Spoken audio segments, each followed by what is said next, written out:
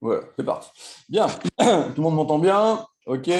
Alors, donc, aujourd'hui, je vais vous parler d'intervention sur un sens atout adverse. Et surtout, aujourd'hui, on va pas parler de conventions plus ou moins exotiques et plus ou moins compliquées, mais juste dans l'état d'esprit dans lequel il faut être quand on intervient sur un sens atout. Quel que soit le système, hein, c'est pas, on va pas du tout parler de système aujourd'hui. On va juste parler, en gros, est-ce que j'interviens, est-ce que j'interviens pas, et comment je réponds quand mon partenaire intervient. Voilà, c'est ça qui est le plus intéressant. Et puis on parlera de système éventuellement plus tard.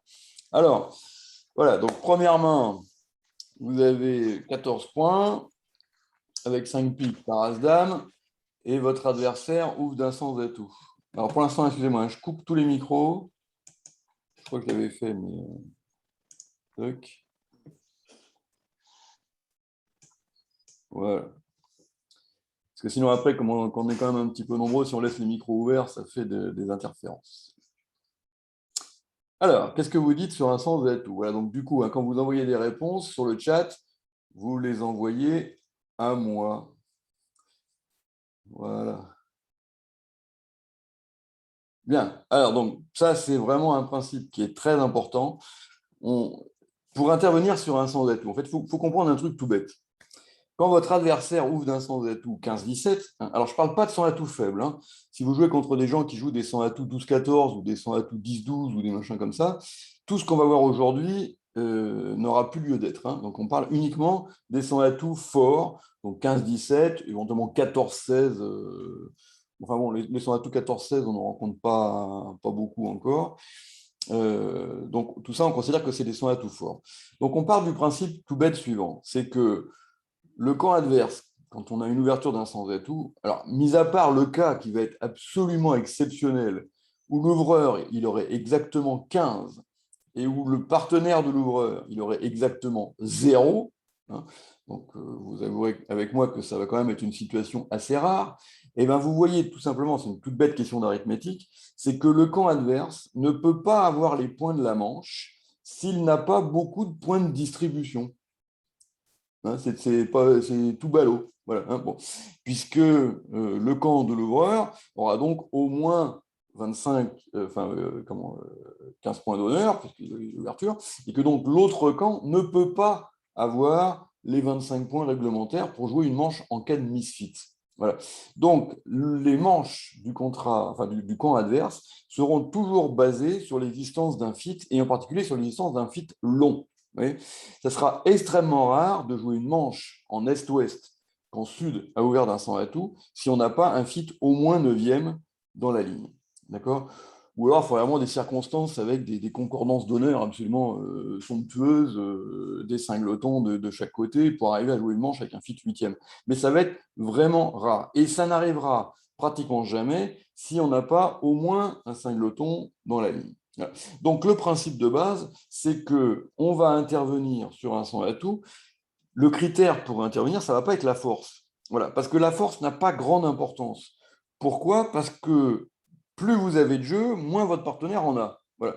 Parce qu'on est limité dans notre total en est-ouest par l'ouverture d'un sans atout de l'adversaire. Voilà, c'est ça le principe vraiment important qu'il faut comprendre. Et quand on parle, donc là, sur un sans atout, on va donc parler au moins au palier de 2. Hein. Bon. Donc quand on parle au palier de 2, alors qu'on n'a pas d'espoir raisonnable de manche, ça veut dire, même quand on tombe bien, ça veut dire qu'on est en grand danger au palier de 2 quand on tombe mal. Voilà. Bon. Et que quand on intervient avec les mains, comme la première ici, qui a 14 points, si votre partenaire, ce qui n'aurait rien de très surprenant, vous étale cingleton pique et, je ne sais pas moi, 6 ou 7 points, d'accord? Bon, eh bien, c'est une véritable catastrophe parce que vous n'avez strictement aucune chance de gagner votre contrat de 2 piques en 5 et 1, ou même en 5 et 2, d'accord? Alors que si ça se trouve, vos adversaires, qui peuvent être minoritaires, auraient chuté le contrat de 1 sans atout. D'accord? Bon. Donc, c'est vraiment très mal joué d'aller intervenir avec ce genre de main régulière, quel que soit le nombre de points qu'elles peuvent posséder. Voilà. Le nombre de points n'a pas d'importance. Vous voyez? Bon. Hein, plus vous en aurez, moins votre partenaire en aura. C'est aussi ballot que ça. D'accord? Alors, en revanche, avec la main numéro 2, d'accord, qui est une main qui est évidemment beaucoup plus faible en point d'honneur, parce qu'elle n'en a plus que 6, alors que l'autre en avait 14. Là, avec celle-là, c'est juste une évidence d'intervenir. Ouais, bien que vous ayez que 6 points. Parce que cette main-là, au contrat de 1 sans atout, il est probable qu'elle ne fera pas beaucoup de levées parce que vous n'aurez pas de quoi affranchir vos cœurs et reprendre la main avec. En plus, franchement, quand vous avez cette main-là avec chicane à pique, il est très peu probable que ce soit un sans atout passe-passe-passe. Hein. Bon, la plupart du temps, le partenaire de l'ouvroir, il va faire un Steman ou un Texas et vos adversaires vont retrouver leur atout pique. D'accord. Bon. Et donc, votre main, si vous vous retrouvez en flanc, que ce soit au contrat de 1 sans atout ou que ce soit dans un contrat à pique des adversaires, ce qui serait évidemment encore pire, elle n'aura strictement aucune valeur. Et elle ne jouera, elle ne fera d'élevé que si le contrat se termine à la tout cœur dans votre axe. Voilà. Donc, du coup, si on veut avoir une chance que ça se termine à la tout cœur, évidemment, il faut dire quelque chose. Voilà. Donc, on va intervenir avec la main numéro 2, celle du bas, et pas avec la main du haut en face. D'accord? Voilà. Alors, après, comment on intervient, ça, ce n'est pas le débat d'aujourd'hui. D'accord? Bon. Alors, je sais bien que le système qui est très à la mode actuellement chez une bonne partie de mes collègues, c'est de jouer un sans atout dans deux trèfles en 10. Ça, c'est incontournable. Ça, tout système qui n'intègre pas le deux trèfles en 10, pour moi, va directement à la poubelle. Et donc, le système qui est assez fréquemment utilisé de nos jours, c'est de jouer donc deux carreaux unicolores majeurs, donc soit à cœur, soit à pique, espèce de deux carreaux multi, et deux cœurs, des cœurs et mineurs, deux piques, des piques et mineurs. Voilà. C'est un système que je déteste, hein, cordialement. Voilà, c'est-à-dire que je le hais. Je trouve que c'est un système complètement absolument abracadabrant qui n'a que des inconvénients, je le déteste. Voilà, bon. Alors maintenant, c'est la mode, beaucoup de gens jouent ça. Bon, ça, on en reparlera plus tard. Pour l'instant, ce n'est pas le propos. Hein. Le propos d'aujourd'hui, qui est quand même beaucoup plus important que le choix du système, à la limite, hein, c'est avec quelle main on intervient et avec quelle main on n'intervient pas. D'accord? Bon. Alors après, comment on fait exactement pour nommer les cœurs? Est-ce qu'on dit deux cœurs ou est-ce qu'on dit deux carreaux? Ça, c'est un autre débat. Hein. Bon. L'important, c'est qu'on intervient avec la main du bas et on n'intervient pas avec la main du haut. Voilà, c'est ça qui est important. D'accord? Bon.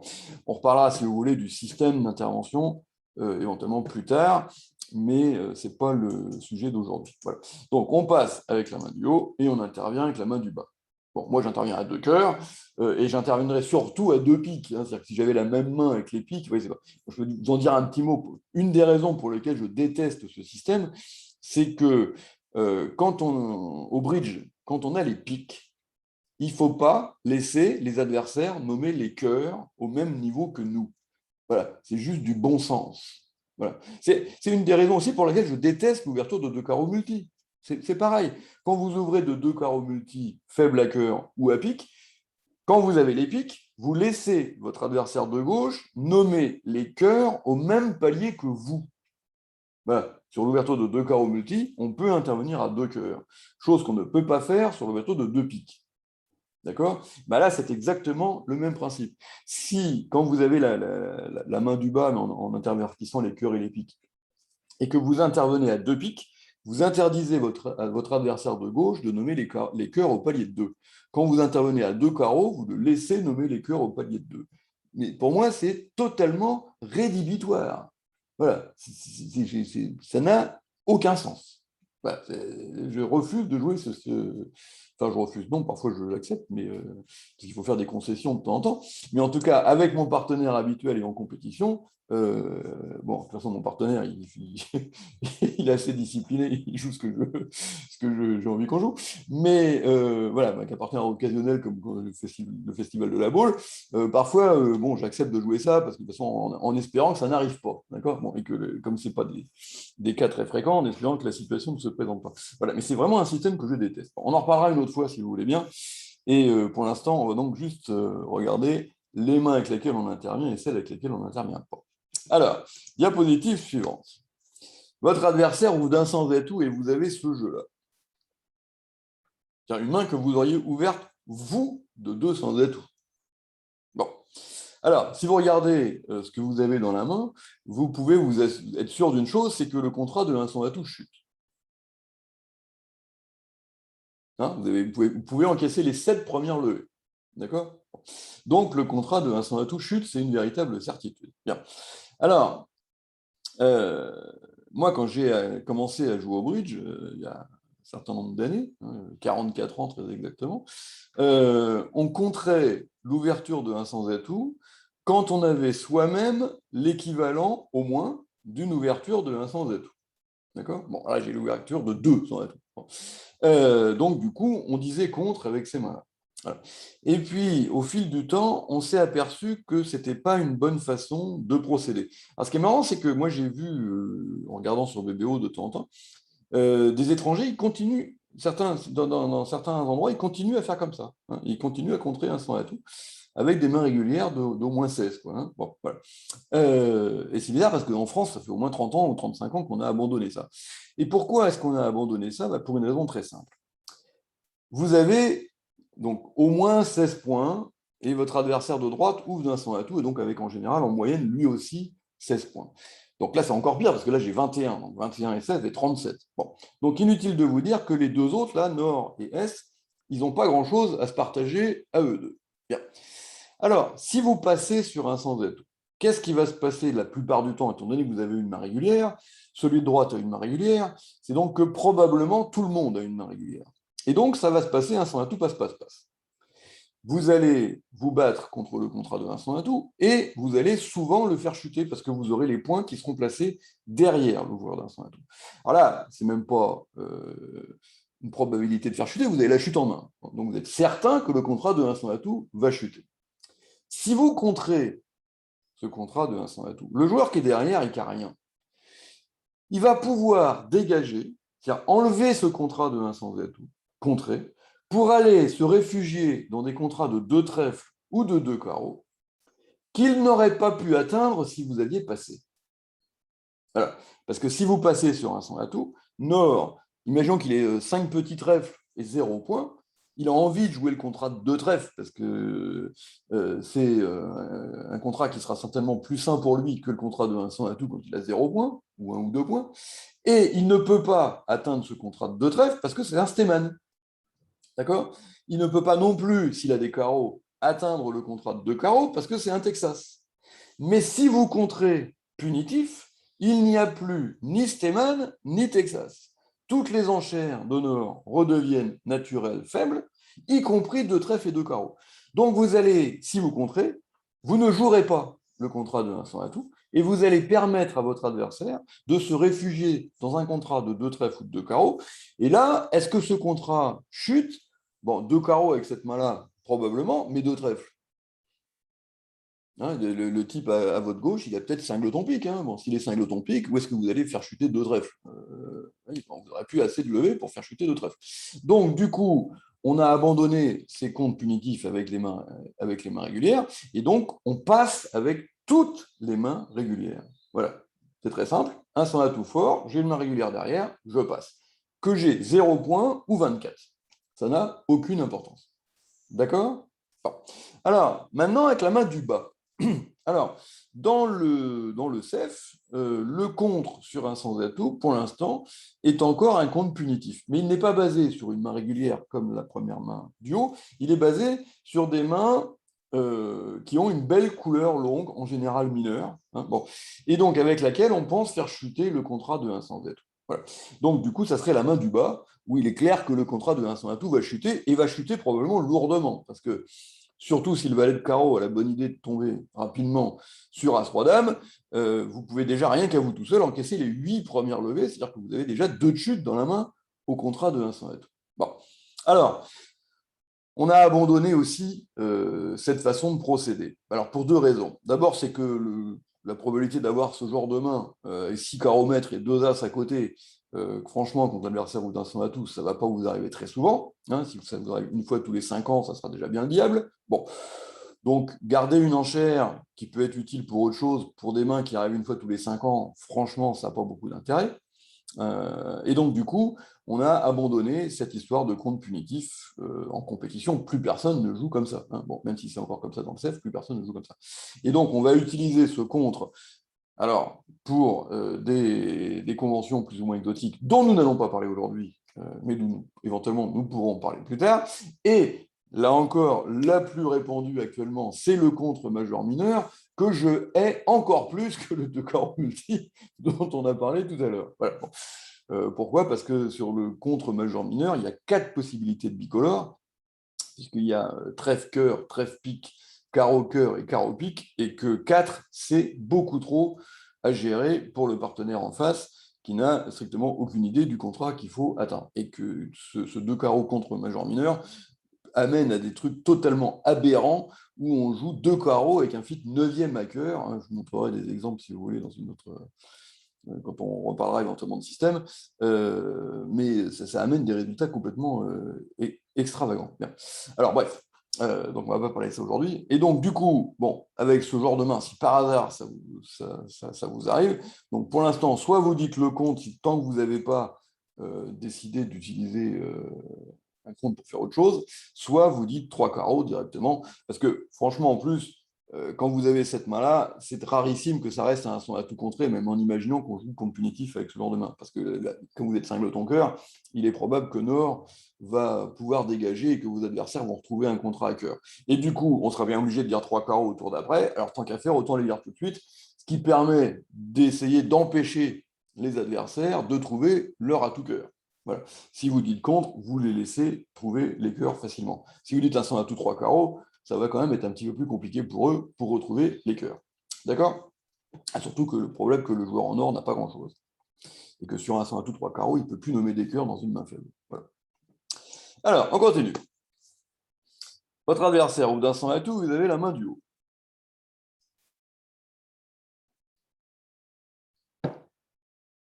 Alors, qu'est-ce qu'on va faire? Voilà. Donc ça, c'est une bonne main pour faire un lundi. Okay, donc c'est quoi un lundi? C'est l'intervention à deux trèfles sur l'ouverture de un sans atout. Alors, il faut quand même savoir que le lundi, c'est une des plus vieilles conventions du bridge. Hein. Voilà. Donc ça a été inventé il y a très très très très longtemps. Et c'est une convention qui est toujours jouée par 90% des meilleurs joueurs de la planète. Voilà. Bon. Donc, respect. Voilà. C'est-à-dire que quand il y a des conventions qui sont inventées comme ça, il y a je sais pas, 60 ans, bon, et qu'il y a toujours aujourd'hui 90% des meilleurs joueurs du monde qui la jouent, c'est que probablement c'était une bonne idée. D'accord? Hein, puisque elle a résisté à l'expérience et au temps et aux tests qu'on peut faire sur des dizaines et des dizaines de centaines de milliers de données. Hein. Voilà, bon. Donc, du coup, franchement, le lundi à deux trèfles, c'est quelque chose d'absolument incontournable. Et il faut jouer le lundi à deux trèfles, pas ailleurs, pas à deux carreaux. Voilà, bon. Et on va voir pourquoi, parce qu'on va avoir besoin de l'enchère de deux carreaux en face, on verra ça la semaine prochaine, hein, qu'on va s'attarder un petit peu plus longuement sur le lundi et les développements qu'on va avoir dessus, mais on verra ça la semaine prochaine. Voilà, bon. En tout cas, donc ce lundi, alors au départ, à l'origine, il avait été inventé pour les bicolores 5-5. Bon. Donc la main du bas. Hein, voilà. Et puis, bon, on s'est aperçu que c'était un petit peu restrictif, et on va donc l'étendre à certains bicolores 5-4. Alors, me demandez pas combien de points il faut pour faire un lundi, parce que là encore, ce n'est pas le nombre de points qui va être important. D'accord? Et quand vous avez un bicolore 5-5 à honneur concentré comme celui du bas, mais qui est assez faible en points, j'ai 9 points d'honneur, donc c'est pas beaucoup de jeu, ça justifie de faire un lundi, même avec une main relativement faible en points d'honneur. Alors, pour quelle raison? C'est que les mains 5-5 sont des mains, alors surtout quand les honneurs sont concentrés dans les deux longues, évidemment, qui ont un potentiel de levée absolument gigantesque pour peu qu'elles soient fitées. Voilà, c'est-à-dire que si le partenaire est fité, on va très vite pouvoir gagner des contrats très élevés. C'est-à-dire qu'avec cette main-là, imaginez que votre partenaire est l'as de pique quatrième et la dame de cœur. C'est quand même pas grand, on ne demande pas grand-chose. Le contrat de 4 piques est jouable. Je ne dis pas qu'il est sur table, mais il est jouable. Voilà. Puisqu'on va trouver le roi de cœur très probablement dans la main de l'ouvreur de 1 sans atout, d'accord?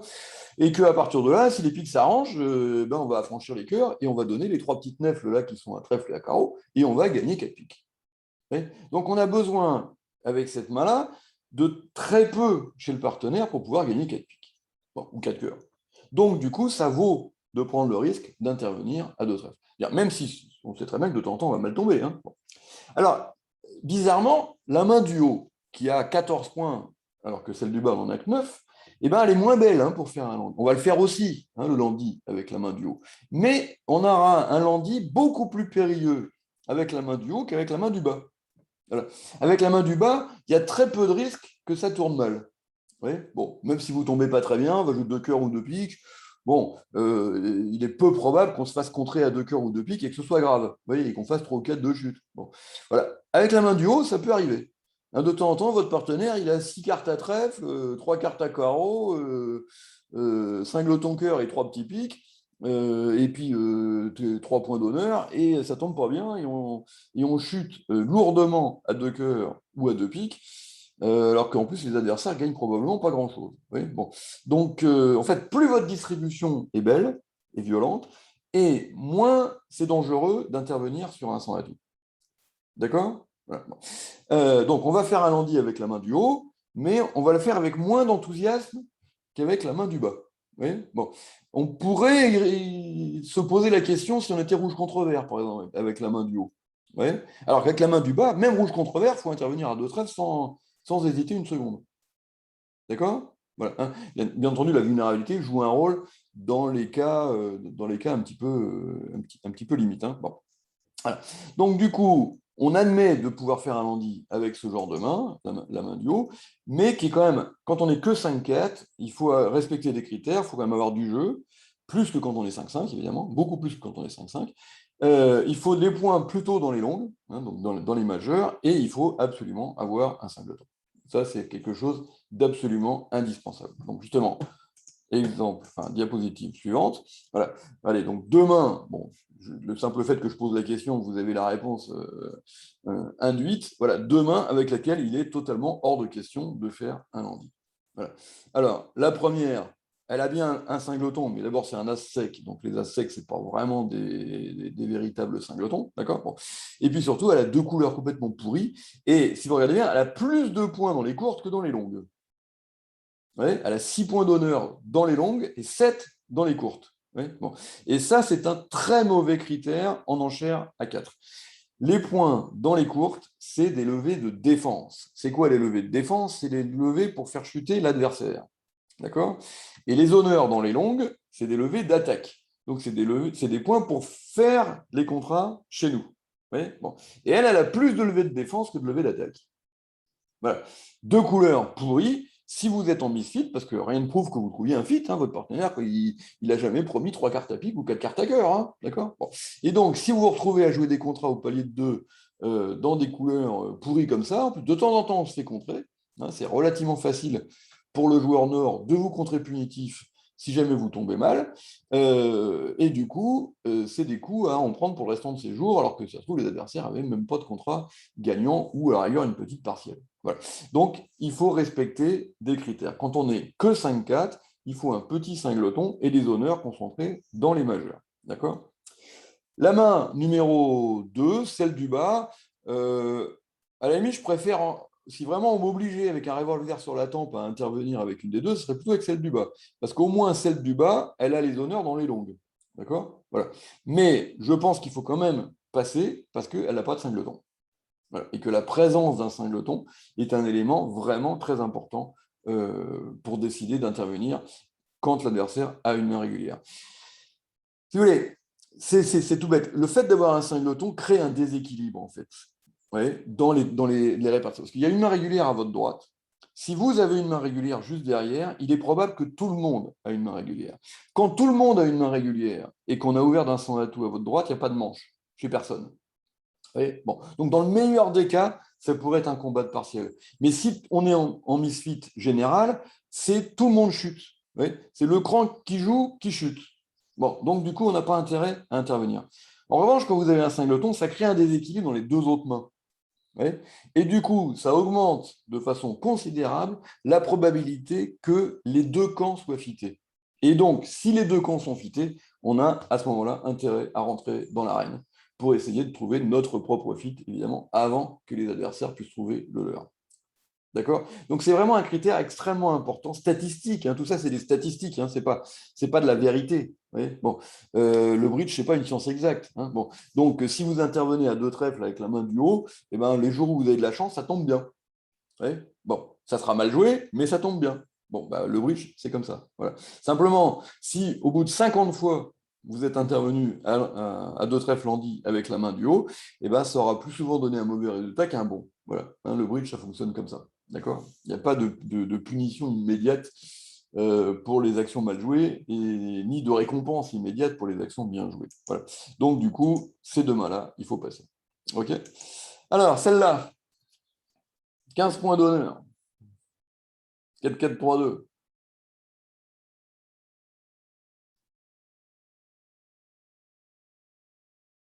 Voilà, donc ça, celle-là, si vous intervenez à deux trèfles 4-4-3-2, ça vous envoie directement au bagne de Cayenne, hein, par la première galère, sans billet de retour. D'accord? Voilà, là, c'est totalement criminel. Bien. Alors, la deuxième. Donc, la première, on passe, hein, c'est pas négociable. Hein. Bon. La deuxième, 4-4-4-1.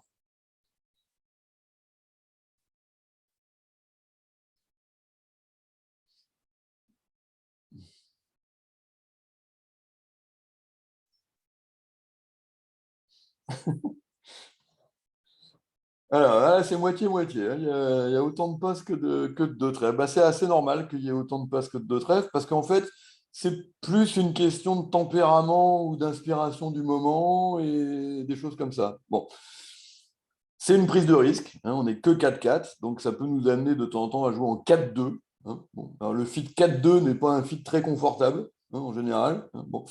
Mais ça peut bien tomber aussi. De temps en temps, votre partenaire, il a 5 cartes à cœur ou 5 cartes à pique et votre intervention tombe très bien. Voilà. Alors, il y a du pour, il y a du contre. En principe, on ne devrait pas intervenir avec des mains 4-4-4-1. Mais bon, en tout cas, ce n'est pas un crime comme ça peut l'être avec une main 4-4-3-2.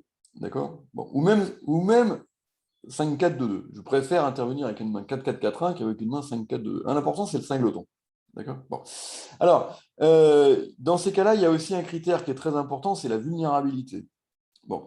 Et vous savez que, alors, bon, on peut toujours espérer jouer une manche, évidemment, mais enfin, souvent, ça va être des histoires de combat de partiel. Bon, alors ça, c'est aussi un critère, enfin, un truc qui est très important à savoir, c'est que la vulnérabilité idéale pour les combats de partiel, c'est quoi? Quelle est la vulnérabilité idéale quand on veut se battre au niveau des partiels?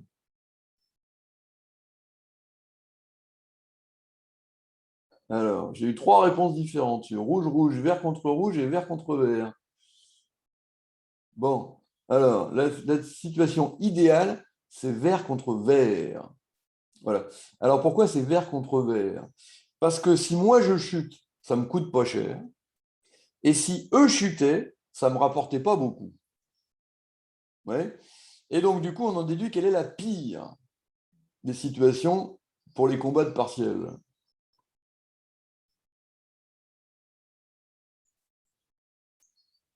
Ah, il y a Fabienne qui nous fait des petits dessins là. Je ne sais pas comment elle fait ça. Je ne sais pas si vous les voyez, mais moi j'ai plein de petits trucs roses là qui apparaissent sur mon truc et ça vient de Fabienne apparemment. Donc je ne sais pas ce que tu farfouilles Fabienne avec ta tablette, mais il y a un truc. Voilà. Eh ben non, c'est pas rouge contre vert la pire. C'est rouge contre rouge. Voilà. Pourquoi? Parce que si vous chutez, ça vous coûte cher, et si eux chutaient, ça vous rapportait beaucoup. Donc vous avez intérêt à les laisser chuter. Oui, bon. Et les situations rouge contre vert et vert contre rouge sont quasiment neutres en fait. Oui. Je parle des combats de partiels. Hein. Rouge contre vert et vert contre rouge, c'est quand on parle de manches. Voilà. Parce qu'il y a les primes de manches qui ne sont pas les mêmes. Mais au niveau des partiels, il n'y a pas de prime de partiel quand les contrats gagnent. Hein. Une partielle rouge ou une partielle verte, c'est pareil, on score la même chose. D'accord? Il n'y a pas de prime quand on est vulnérable. D'accord? Bien. Donc, du coup, avec cette main, donc, pour revenir avec notre 4-4-4-1, eh ben, vert contre vert, j'ai pas mal d'indulgence pour l'intervention à deux trèfles. Je vais probablement me laisser aller assez souvent. Rouge contre rouge, sûrement pas. Rouge contre rouge, je passe. D'accord? Voilà. Et puis, vert contre rouge, on peut discuter. Mais vert contre rouge, c'est moins net parce que si j'interviens et que je gagne 2 cœurs ou 2 piques, hein, imaginons, hein, je gagne 2 cœurs ou 2 piques, je suis content. Bah, si ça se trouve, j'aurais pris -2 à 1 sans atout, 200. Ouais, parce que si je gagne 2 cœurs ou 2 piques, bah, c'est que mon partenaire m'amène quelque chose quand même. Hein, je suis pas, voilà. Et que du coup, peut-être qu'on aurait battu 1 sans atout de 2 levées. Ouais. C'est pas sûr, hein, tout ça, c'est statistique. Hein, ouais. Et oui, l'idée, elle est là. Alors que vert contre vert, si je gagne 2 piques, il faudrait qu'on prenne 3 chutes à 1 sans atout pour faire mieux. Bon, ça, c'est peut-être beaucoup demandé au ciel. Oui, bon. Et puis, si je chute 2 piques, ça me coûte que 50 ou 100, oui, qui est peut-être moins que les 90 ou les 120 que l'adversaire aurait marqué au contrat de 1 sans atout. Oui, c'est ça l'idée. Hein. C'est pour ça qu'il faut être plus actif vert contre vert et être beaucoup plus prudent rouge contre rouge, hein, quand on parle de combat de partiel. D'accord? Alors, je continue. Alors, j'ai toujours le. Je sais pas, on verra. J'espère que j'ai plein de trucs écrits en rose sur mon écran. Je ne sais pas si ça va les enregistrer. On verra. Alors, où est-ce que j'en suis? Voilà. Maintenant, on va passer aux réponses un petit peu. Donc, votre partenaire est intervenu à 2 cœurs, naturel, hein, et vous avez cette main-là. Qu'est-ce que vous faites?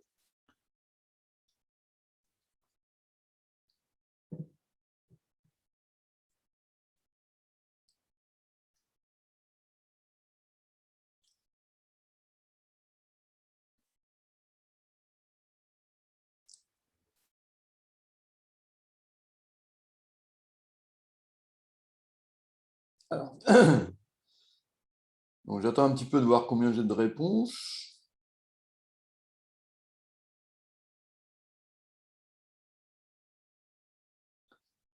Bon, alors.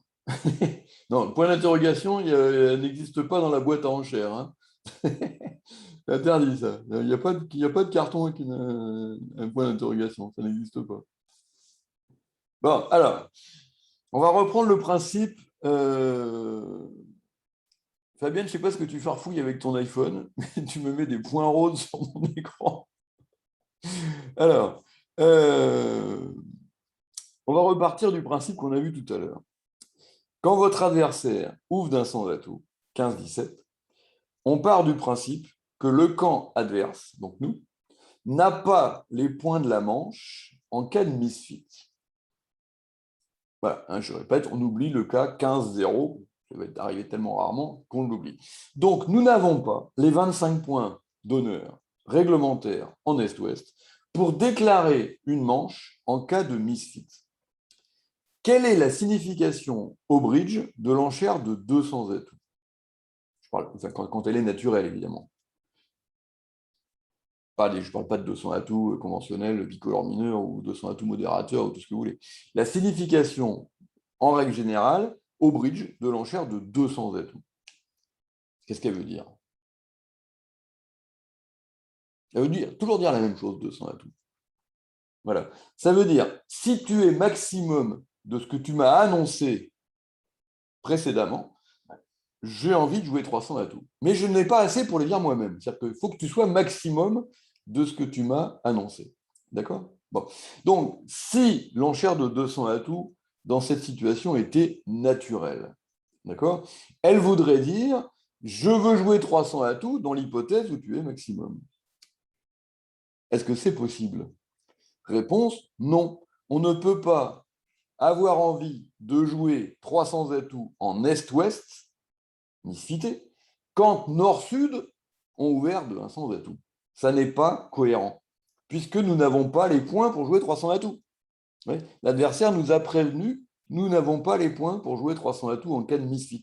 Donc l'enchère de 200 atouts dans cette situation n'a pas de sens en tant qu'enchère naturelle. Ça ne peut pas être une enchère naturelle pour dire je suis misfité. D'accord? Ça n'est pas possible, à cause de l'ouverture d'un 100 atout. Si l'adversaire avait ouvert d'un 100 atout faible, 12-14 ou 10-12, oui, là, ça serait possible. Parce que là, on aurait l'espoir d'avoir les 25 points réglementaires pour jouer 300 atouts. Donc là, l'enchère de 200 atouts pourrait être naturelle. Mais sur un 100 atouts fort, 15-17, ça n'est pas possible. D'accord? Donc, je suis en plein misfit avec les cœurs de mon partenaire. Misfit égale pas de manche. Donc, à partir du moment où on n'a pas de manche, qu'est-ce que je fais sur deux cœurs? Je passe. D'accord? Voilà. C'est-à-dire que quand vous êtes misfité sur l'intervention de votre partenaire sur un sans atout, vous faites profil bas. On s'arrête, on s'arrête, on s'arrête. Il n'y a pas de manche. D'accord? On ne peut envisager les manches sur l'ouverture d'un sans atout adverse qu'avec des beaux fits, des singletons, des fits si possible 9e ou 10e. D'accord? Voilà. Huitième de temps en temps, mais à condition d'avoir vraiment des honneurs qui collent bien, et si possible des singletons à côté, d'accord, voilà. Et sinon, plutôt des fits 9e ou 10e. D'accord. Donc là, on est en misfit. À partir du moment où on est en misfit, peu importe le nombre de points de mon partenaire. De toute façon, mon partenaire n'a pas beaucoup des points. Moi, j'en ai 14. L'autre, il en a, mettons, en moyenne 16. Ouais, bon, ça fait déjà 30 à nous deux. Donc déjà, mon partenaire, même dans l'hypothèse la plus follement optimiste, il aurait 10 points. Ouais, bon, 10 points plus 14 en plein misfit, on n'est pas en zone de manche. Bon. D'autant plus que vous avez des honneurs capturables. Vous voyez, roi valet de pique et le roi de trèfle sont des honneurs capturables. Et les as, s'ils ne sont pas chez votre partenaire, ils sont derrière. D'accord? Et donc vos rois sont mal placés. Donc, ce qui est évidemment encore une raison de plus pour vous arrêter le plus vite possible. Donc, avec cette main-là, il n'y a pas à discuter. Il est hors de question de faire le moindre mouvement. Donc, il faut passer. D'accord? Alors, avec la main numéro 2, celle du bas.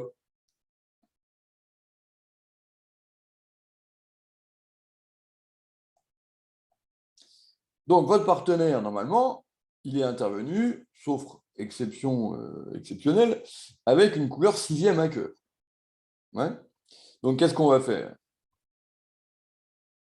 Alors, non, passe, franchement, là, c'est pessimiste. Hein. Et en plus, c'est pessimiste et c'est stratégiquement mal joué. C'est-à-dire que si votre partenaire est faible et que vous ne faites pas mieux que deux cœurs, ce qui est possible, d'accord, vos adversaires ont très probablement deux piques sur table. Puisque je vous rappelle que quand vous avez un fit 9e dans votre axe, l'existence d'un fit chez les adversaires est une certitude absolue. Bon. Donc, vos adversaires ont probablement un fit à pique. Si vous passez, vous laissez l'opportunité assez facilement à l'ouvreur de réveiller. D'accord? Donc, il peut réveiller par contre, il a 4 cartes à pique. Il peut réveiller par 2 piques s'il en a 5. Hein. De nos jours, on ouvre tellement de plus en plus souvent avec des majors 5e que vous lui laissez l'opportunité facilement de réveiller par 2 piques s'il en a 5. Donc, prenez les devants, d'accord? Et il faut soutenir. Alors, tout simplement à 3 cœurs, je pense que c'est ça. C'est-à-dire que ce soutien à 3 cœurs, d'abord, on est en sécurité distributionnelle puisqu'on a nos 9 atouts, hein, donc on n'est pas en danger au palier de 3 cœurs, et il va permettre deux choses, soit de clouer le bec à l'ouvreur et du coup de jouer 3 cœurs tranquillement sans qu'ils nous enquiquinent avec leur pique, éventuellement jusqu'au palier de 3. Et puis si votre partenaire a une belle main et qu'il est intervenu vraiment avec une main intéressante, un cingleton, tout ce que vous voulez, et puis une main plutôt maximum, et bien sur 3 cœurs, il ira 4 cœurs. D'accord? Ouais, donc en fait, vous ménagez la chèvre et le chou. Hein, c'est-à-dire que ça permet soit de déclarer 4 cœurs en attaque si votre partenaire a une belle main, soit au moins de jouer le contrat de 3 cœurs paisiblement sans être enquiquiné par les piques de l'adversaire. D'accord? Voilà. Donc ça vaut juste un petit soutien à 3 cœurs. 200 atouts, on va en reparler dans la diapositive suivante, mais on est un petit peu juste. Alors avec celle-là, un 100 atout, 2 cœurs chez votre partenaire.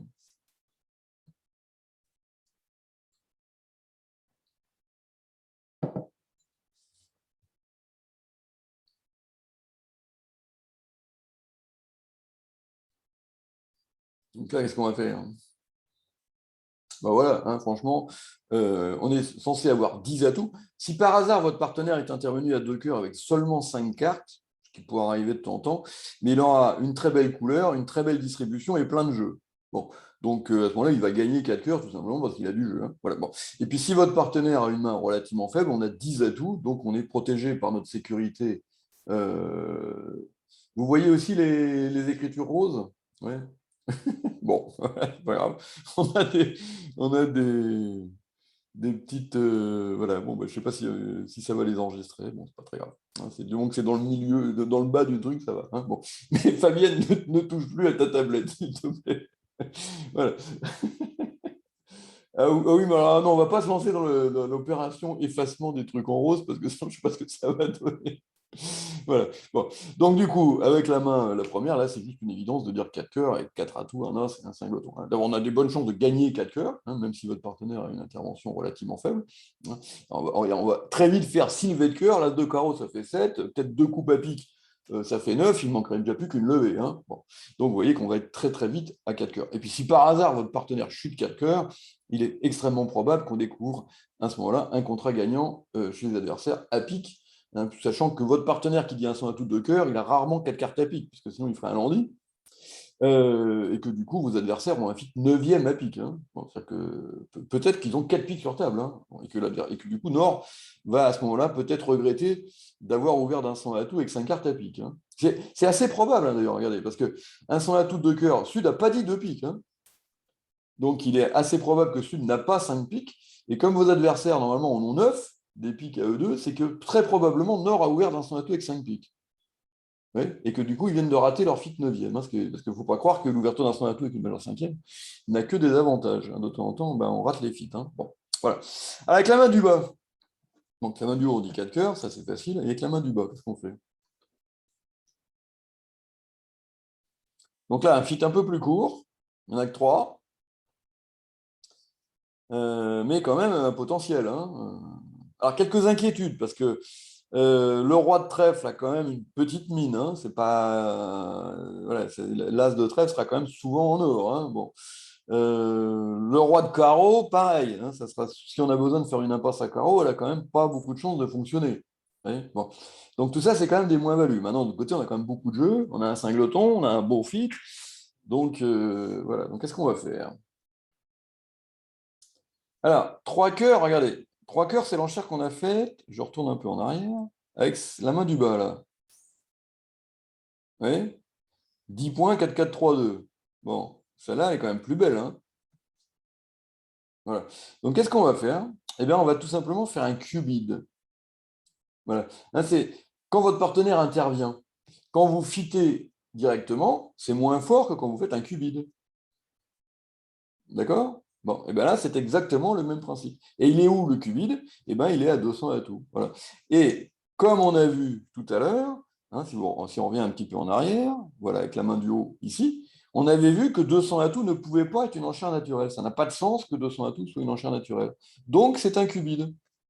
Ouais. Et si c'est un cubide, ça veut dire que je suis fité. D'accord? Alors, comment va réagir votre partenaire? S'il a une belle, vraiment belle intervention, il dit 4 cœurs. S'il a une intervention vraiment aura des pâquerettes, genre 5-6 points et machin, il dit 3 cœurs. D'accord? Et éventuellement, s'il est un petit peu entre les deux, il a la place de dire 3 trèfles ou 3 carreaux. Ouais? Bon, pour me demander mon avis. Bon. Et là, par exemple, s'il dit 3 trèfles, ça va me plaire. Là, si mon partenaire a des trèfles, du coup, ça va revaloriser évidemment mon roi de trèfle. D'accord? S'il dit 3 carreaux, pas mal non plus. D'accord? Et du coup, je dirais 4 cœurs.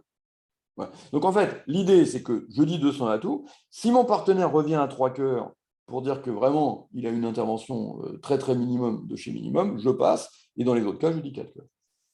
D'accord? Alors, est-ce qu'il faut alerter? Oui et non, comme on veut. Bon, dans le doute, on peut toujours alerter. Hein. De toute façon, ça ne mange pas de pain. Bon, moi, quand je joue en compétition, ça ne vient pas l'idée d'alerter parce que tout le monde sait ce que ça veut dire. Et, bon, hein, c'est quoi l'alerte? L'alerte, c'est pour prévenir les adversaires. Attention, vous ne savez peut-être pas ce que ça veut dire l'enchère que je suis en train de faire. Bon, donc voilà. Bon. Dans le doute, de toute façon, on ne peut pas vous reprocher d'alerter trop. Donc n'hésitez pas à alerter si vous avez le moindre doute sur le fait qu'il faille alerter ou pas. Alors maintenant, on va regarder les deux, ça va être les deux dernières mains pour la journée, avant de passer au done. Qu'est-ce que vous faites avec ces mains-là? Alors, avec la première, donc, qui justifie clairement d'intervenir à trèfle. Bon. Alors, le problème, c'est qu'un sans atout de trèfle, c'est un landy. Donc, évidemment, on ne peut pas intervenir à un sans atout de trèfle avec cette main-là. Alors, qu'est-ce qu'on fait? Voilà. Donc, on va intervenir à 3 trèfles. Évidemment, on va être obligé de déplacer l'intervention à trèfle au palier de 3. Alors, ça peut paraître vertigineux, parce qu'on se dit que oh là, le type il a ouvert d'un 100 à tout, moi je suis à 3 trèfles, ça fait quand même beaucoup. Mais en fait, c'est quasiment sans danger. Alors, surtout avec une couleur de cette qualité-là, évidemment. Bien. Parce que le contre de Nord ne peut pas être un contre punitif. Voilà, c'est pas possible. Ils ont trop besoin d'un contre d'appel pour essayer plus ou moins de remplacer le Steeman, en fait, hein, qui n'a pas pu faire, évidemment, quand je suis intervenu à trois trèfles. Et donc, cette intervention à trois trèfles, elle est sans danger, parce qu'on ne se fait quasiment jamais contrer, d'accord? Et elle est extrêmement gênante pour l'adversaire, d'accord? Hein, ça, c'est un truc dont on pourra parler d'ailleurs bientôt, c'est comment on réagit dans le camp adverse quand l'adversaire intervient. Hein, bon. Ah, Fabienne qui nous a remis un petit truc rose là. Je sais pas comment tu arrives à faire ça, mais voilà. Bon, donc c'est pas grave, tu as encore raté raté les mains ou les enchères. Hein. Bon, ne touche plus à rien, s'il te plaît. Alors, donc cette intervention à trois trèfles est donc extrêmement gênante pour le camp adverse, et donc n'hésitez pas à intervenir au palier de 3 en mineur. Alors maintenant avec les carreaux. Donc la main du bas, qu'est-ce qu'on fait avec la même avec les carreaux?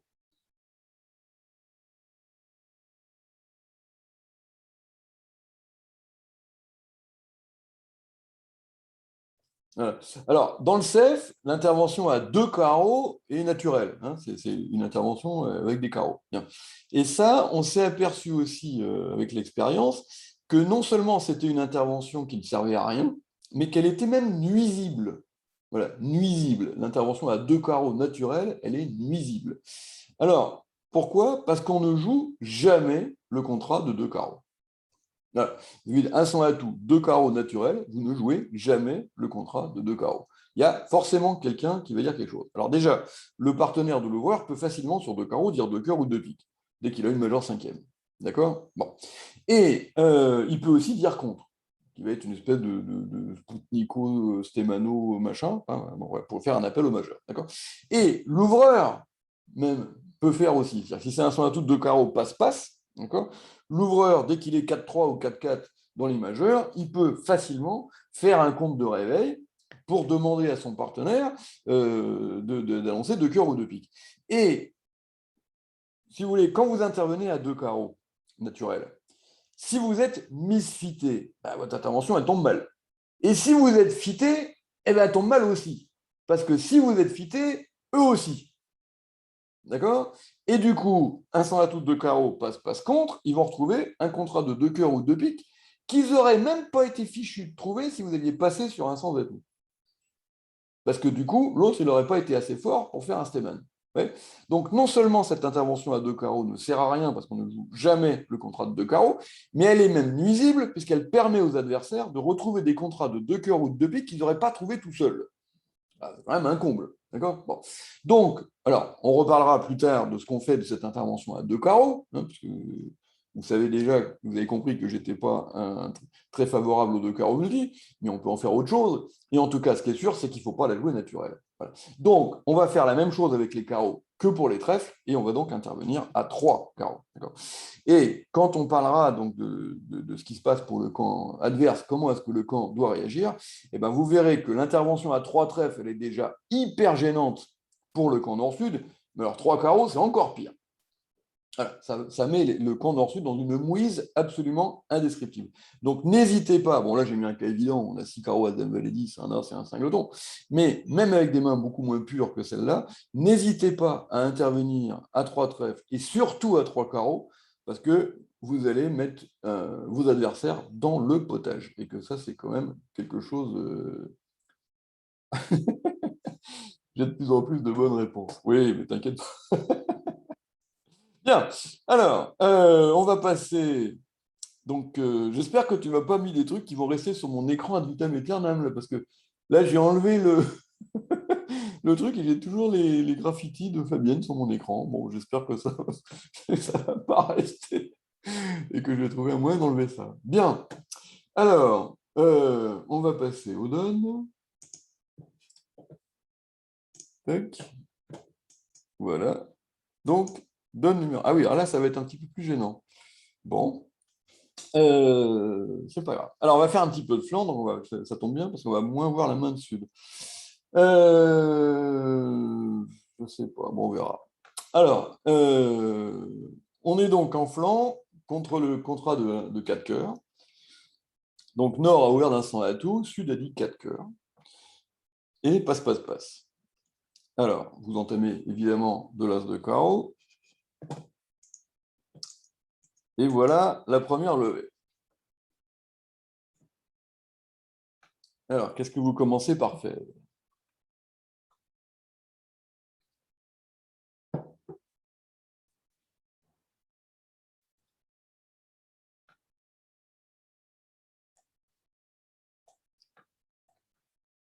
Voilà, je compte les points du mort. Bien. Donc, le mort a 17 points d'honneur et moi, j'en ai 11. Ça fait 28. Donc, il y en a 12 qui se baladent entre mon partenaire et le déclarant. Déclarant qui a dit un son atout 4 cœurs. Alors, combien de points d'honneur exactement il a? J'en sais trop rien parce que ça dépend beaucoup de son nombre de cœurs. Bon. S'il a 8 cartes à cœur, évidemment, il n'y a pas besoin d'avoir beaucoup de jeux pour dire 4 cœurs. Bon. S'il en a que 6, évidemment, il a déjà un petit peu plus. En tout cas, j'ai probablement pas grand-chose chez mon partenaire. Bien. Deuxième étape. Une fois que j'ai compté les points du mort, qu'est-ce que je fais? À quoi je m'intéresse?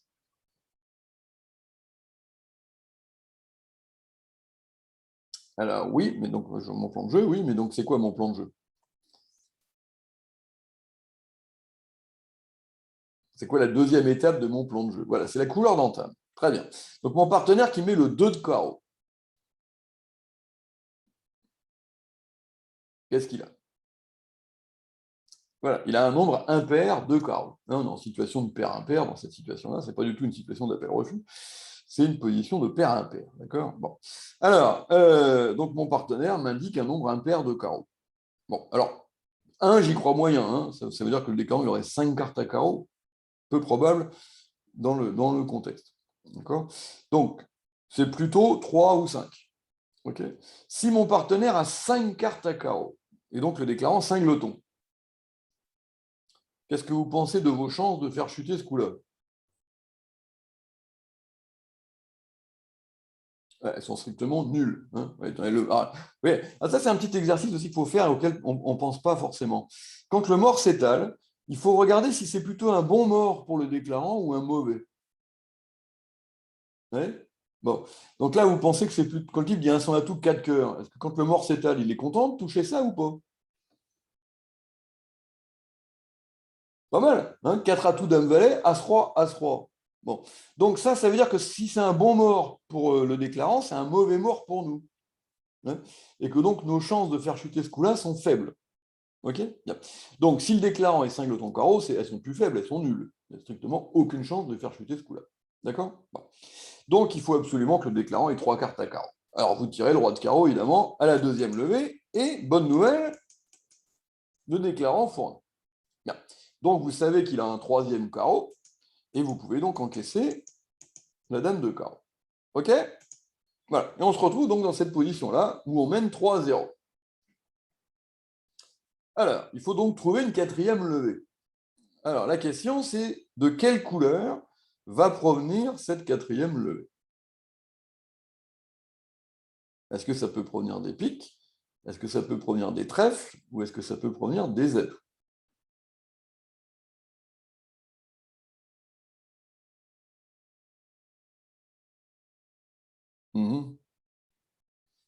Alors, je vous rappelle quand même une petite chose importante, c'est qu'on joue chacun avec 13 cartes. Ouais. Donc, le déclarant a 13 cartes. Et dans ces 13 cartes, il a combien de carreaux? 3. On les a vus. Et il a combien d'atouts? Type qui dit à son atout 4 cœurs. 6. 6 et 3, 9. 13 moins 9, 4. Donc ça veut dire que le déclarant possède dans sa main 4 cartes noires. Maximum. Ouais, 4 cartes noires, entre les piques et les trèfles. Alors, est-ce qu'il est 2-2, est-ce qu'il est 3-1, est-ce qu'il est 4-0, j'en sais rien. D'accord? Bon. Mais il a 4 cartes noires. Combien la défense va-t-elle faire de levées noires? Ah oui, 0. qu'il soit 2-2 ou 3-1, ça n'a pas d'importance. Il a As-Roi, As-Roi pour évacuer toutes les perdantes noires qu'il peut avoir. C'est-à-dire qu'il n'a pas de perdantes noires parce qu'elles sont toutes couvertes par les As-Roi, As-Roi du mort. Est-ce que ça vous va? Bon. Donc, votre camp, la défense, ne fera aucune levée, ni à pique, ni à trèfle. Ça va? Bien. Donc, quelle est la seule couleur qui peut nous donner la levée de chute? C'est les atouts. Ça vous va? Bien. Alors, si votre partenaire a l'as d'atout, bon, je pense que la carte que vous allez rejouer à la 4e levée n'a pas grande importance. Si votre partenaire a l'as d'atout, je pense qu'il va le faire. D'accord? Si votre partenaire, qui n'a que 2 atouts, je vous rappelle, il n'a que 2 atouts, a dans ces 2 atouts 2 petits, vous pouvez danser sur la table si vous voulez, faire la danse de la pluie, c'est pour ça qu'il fera chuter 4 cœurs. D'accord? Alors, voilà. Bien. Donc, si votre partenaire avait une levée d'atout naturelle, qui là, en l'occurrence, ne pourrait être que l'as, parce que le roi second n'est pas une levée naturelle. D'accord? Il n'a pas besoin de vous pour la faire. Et s'il n'a pas de levée naturelle, il faut qu'il y ait une promotion. D'accord? Donc, qu'est-ce qu'il faut qu'on joue? Si on veut avoir une promotion d'atout. Ah non. Ah non. Voilà. Alors ça, c'est une règle très importante à retenir. Quand vous voulez promouvoir un atout en défense, on ne joue jamais atout. Si on joue atout, il ne peut pas y avoir promotion d'atout. On peut faire des levées d'atout qu'on aurait fait de toute façon, mais on ne peut pas promouvoir un atout qui n'était pas destiné à se faire. D'accord? Voilà. Donc, quelle est la seule couleur qu'on peut jouer pour avoir une promotion d'atout? Eh bien, c'est le coup de carreau en coupé des fausses. D'accord? Alors, un truc tout bête, couper des fausses, c'est très mauvais tant que le déclarant a des perdantes à défausser. Ça devient très bon quand il n'en a plus. Voilà. Là, il n'a plus de perdantes à défausser, il a tout mettre entre les piques et les trèfles. Il n'a plus de perdantes. D'accord? Donc, couper des fausses, ça devient très bon. OK? Et donc, vous jouez le valet de carreau. Bon, alors maintenant, on va passer de l'autre côté. Donc, vous avez la main de votre partenaire. D'accord? Votre partenaire encaisse à ce roi dame de carreau. Vous avez fourni vos 3 carreaux, le déclarant a fourni ses 3 carreaux. OK? Et votre partenaire rejoue le valet de carreau. Alors, qu'est-ce que vous faites si le mort coupe d'un petit?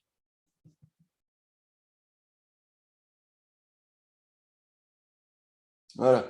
Vous surcoupez du 10, ce qui va obliger le déclarant à surcouper de l'as. Ça va? Et du coup, vous avez bien promu votre roi. Ça va? Si le déclarant ne coupe pas du mort, bah c'est pareil, vous coupez du 10, ça oblige le déclarant à surcouper de l'as et ça promeut votre roi. Ça vous va? Bon. Alors maintenant, quand votre partenaire joue le valet de carreau, le déclarant ne coupe pas du petit, il coupe du valet.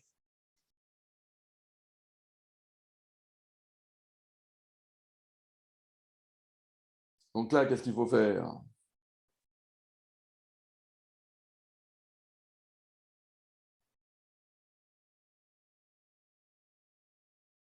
Voilà, il faut défausser. Si vous surcoupez du roi, le déclarant va surcouper, surcouper avec son as. Et il va vous rester le 10 sec qui va se faire manger par la dame. D'accord? Par contre, si vous ne surcoupez pas, vous défaussez n'importe quoi, un trèfle, un pique, on s'en fout. Moi, j'ai mis un trèfle, mais ça pourrait être un pique, ça n'a pas d'importance. D'accord? Eh bien, on va se retrouver, donc le déclarant qui a les 6 cœurs qui manquent, d'accord? On va se retrouver dans cette position-là, où le valet de cœur a disparu. Ouais. En fait, qu'est-ce qui s'est passé comme phénomène? L'as, c'est numéro 1. Le roi, c'est numéro 2. La dame, numéro 3. Le valet, numéro 4. Le 10, numéro 5. D'accord? Et pour l'instant, vous aviez, vous, le 2 et le 5. Voilà. Et le 2 et le 5 n'étaient pas destinés à faire une levée naturelle parce que le 2, il se faisait manger par le 1, qui était l'as, et le 5, il se faisait manger par le 4, qui était le valet. Mais grâce au coup de carreau de couper des fausses, on a fait disparaître le numéro 4 de la hiérarchie comme par magie. Ouais, on a enlevé le numéro 4. Résultat, votre numéro 5, qui était le 10, eh ben, il a pris la place du numéro 4. Quoi? Promotion d'atout. C'est-à-dire quoi, promotion? C'est comme quand dans une entreprise, on monte dans la hiérarchie, on est promu. Ouais, ou dans l'armée ou dans n'importe quoi, dans tout ce que vous voulez, on monte en grade. Ouais. Et là, la disparition prématurée du numéro 4 des atouts, qui est le valet, a promu le 10, qui était numéro 5 au départ, et qui, du coup, s'est transformé comme par magie en numéro 4. Et en fait, du coup, c'est comme si au lieu d'avoir roi 10 au départ, vous avez eu roi valet derrière la dame. Du coup, vous vous retrouvez avec une levée d'atouts certaine. Vous êtes d'accord? Vous avez vu le mécanisme? Voilà, hein, donc il ne faut surtout pas surcouper. Et à ce moment-là, ça promeut le 10. Si vous surcoupez du roi, votre 10, il n'est pas promu. D'accord? Ça va? Alors, donne suivant.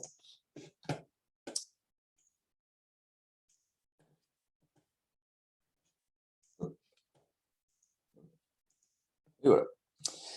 Alors, votre partenaire ouvre d'un cœur et l'adversaire intervient à 2 trèfles. Alors déjà, qu'est-ce que vous dites?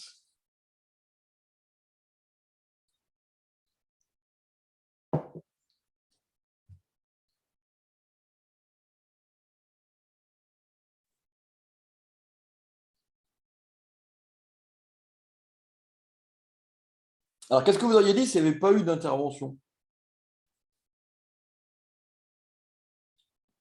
Vous auriez dit un pic. Bon, là, vous ne pouvez plus.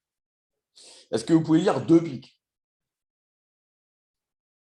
Alors, réponse non, parce que 2 piques, ça promet 5 cartes.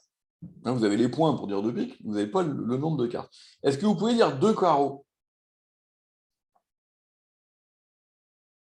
Voilà. Non plus, parce que tous les changements de couleur au palier de 2, après intervention de l'adversaire, promettent tous au moins 5 cartes. Ce qui n'est pas le cas en enchère à 2. Quand vous dites un cœur de carreaux ou un cœur de trèfle, vous promettez que 4 cartes.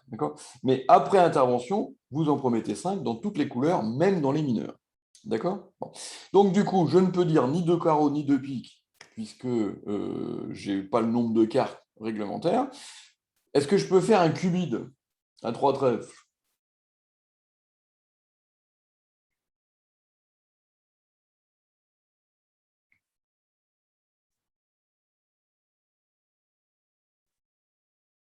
Voilà. Donc la réponse est non également, parce que ce cubide particulier promet le fit quatrième à cœur. Bon, donc qu'est-ce qu'il me reste? Un contre Spoutnik.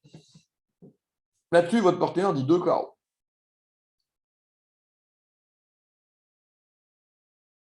Donc il y a des cœurs et des carreaux. Alors, il faut jouer une manche, évidemment. Là, vous avez 15 points, votre partenaire ouvert.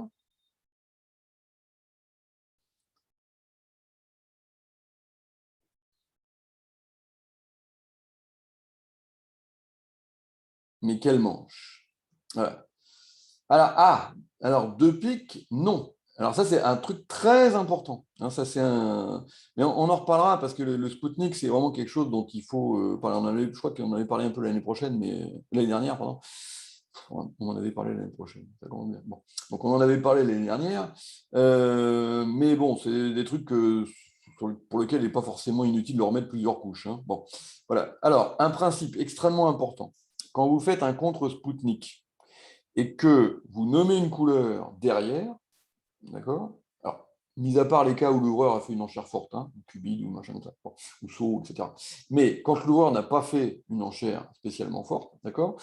Le fait de faire un Spoutnik et de nommer une couleur derrière, c'est non forcing. D'accord? Donc si vous dites 2 piques maintenant, ça veut dire j'ai 5 ou 6 piques et j'avais pas assez de jeu pour dire 2 piques au tour d'avant. Voilà. Donc 8-10 à peu près en point d'honneur. D'accord? Donc ça ne va pas. Voilà. Donc qu'est-ce qu'on fait maintenant où on est embêté, on veut jouer la manche, mais on ne sait pas laquelle? Eh ben, on fait le cubide maintenant. Voilà. Ah non, 3 carreaux, ce ne serait pas forcing non plus. Hein, 3 carreaux, c'est pareil, ce serait peut-être, je sais pas, une dizaine de points avec le fit à carreaux. Hein, donc ça serait une enchère non forcing. D'accord? Donc là, la seule enchère forcing qu'on a à notre disposition, c'est le cubide à 3 trèfles. Donc je dis 3 trèfles. Et là-dessus, mon partenaire dit 3 cœurs.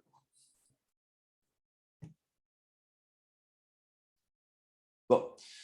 Donc j'en déduis que soit il a 6 cartes à cœur, c'est possible, soit il n'arrête pas les trèfles, puisqu'il n'a pas dit 300 à tout. Bon, alors maintenant, qu'est-ce que je fais? Ah, alors, si je dis 4 carreaux, si je dis 4 carreaux, je suis dans quelle zone si je dis 4 carreaux? Ouais, c'est la zone de Schlem 4 carreaux. un peu optimiste quand même, hein. Un peu optimiste. Il faudrait vraiment que mon partenaire soit singleton trèfle pour qu'on ait une vague chance, hein. Et encore, il faudrait qu'il ait singleton trèfle, l'as de pique, as roi de cœur et le roi de carreau. C'est quand même beaucoup lui demander, hein. Bon, je trouve ça optimiste. D'accord? Bon. 5 carreaux. Alors oui, mais 300 atouts, visiblement, si mon partenaire ne les a pas nommés, je ne peux pas les nommer moi, hein. Alors, 3 piques, c'est pas faux, parce que 3 piques, maintenant qu'on a fait un cubide à 3 trèfles, c'est devenu une enchère forcing, 3 piques, hein. Bon, 3 piques, c'est pas faux techniquement. Bon, mais simplement, vous allez mettre votre partenaire dans le potage. D'accord? Alors, je n'ai pas compris la remarque de Myriam qui me dit si on joue 4 carreaux. Alors, 4 carreaux, c'est forcing maintenant, hein. Une fois que j'ai fait un cubide à 3 trèfles, j'ai placé notre camp en situation forcing de manche. Bon, donc 4 carreaux, ce n'est pas la manche. Donc, quand on est en situation forcing de manche et qu'on dit 4 carreaux, c'est forcing. Si 4 carreaux est forcing, c'est pour jouer le chelem, pas pour jouer 5 carreaux. Parce que si je veux jouer que 5 carreaux, je dis 5 carreaux. Alors, on enterre le 300 à tout si on avait. Oui, mais c'est pour ça qu'on a dit 3 trèfles. On a dit 3 trèfles en espérant entendre 300 atouts. Maintenant qu'on n'a pas entendu 300 atouts, c'est mort 300 atouts, hein. Donc maintenant, il faut choisir la manche de rechange qu'on peut jouer qui n'est pas à 300 atouts. D'accord? Oui, mais alors, 3 piques pour entendre 300 atouts, c'est pas logique. Parce que si mon partenaire arrête les trèfles et qu'il n'a pas dit 300 atouts, c'est qu'il a 6 cœurs. Ouais. C'est-à-dire que mon partenaire, quand il dit 3 cœurs, soit il a 6 cœurs, soit il n'arrête pas les trèfles. Donc, on a intérêt à jouer 300 atouts dans aucun des cas. Parce que s'il a 6 cartes à cœur, vous ne jouez 4 cœurs, et s'il n'arrête pas les trèfles, il ne faut pas jouer 300 atouts. Donc, de toute façon, il ne faut plus jouer 300 atouts maintenant, une fois qu'il a dit 3 cœurs. D'accord? Il n'y a plus de cas où il faut jouer 300 atouts. C'est plus possible. Voilà. Parce que soit il a 6 cartes à cœur, il faut jouer 4 cœurs, soit il n'a pas d'arrêt trèfle, il ne faut pas jouer 300 atouts. Donc 300 atouts est totalement exclu de toute façon. D'accord?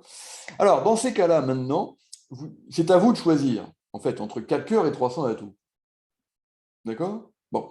Et je pense que c'est mieux de jouer 4 cœurs, d'abord parce que votre partenaire peut en avoir 6, déjà, hein, bon.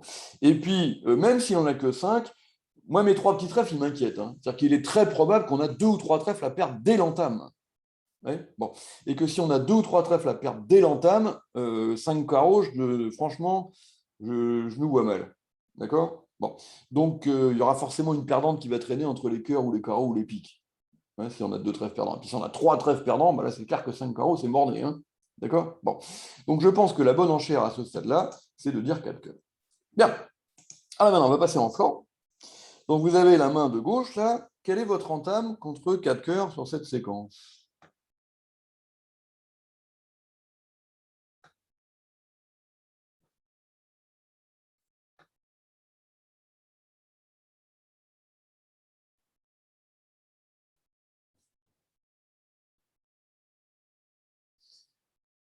Voilà. Alors, je vous rappelle donc que l'entame dans As-Roi est normalement prioritaire sur le reste, d'accord? Y compris sur le singleton. Bien. Donc, il faut entamer d'un gros trèfle. Alors maintenant, l'As ou le Roi, ça devient une question de convention, hein. Donc, l'entame classique avec As-Roi, c'est l'As, mais on peut décider d'entamer du Roi quand on a une éventuelle envie de couper derrière. Ouais. Hein, ça c'est une convention que aime beaucoup Michel Bessis et que déteste Alain Lévy, hein. Bon, voilà. Alors, comme ils sont beaux-frères, je ne vous raconte pas les dîners de famille quand ils abordent le sujet, j'imagine. Bon.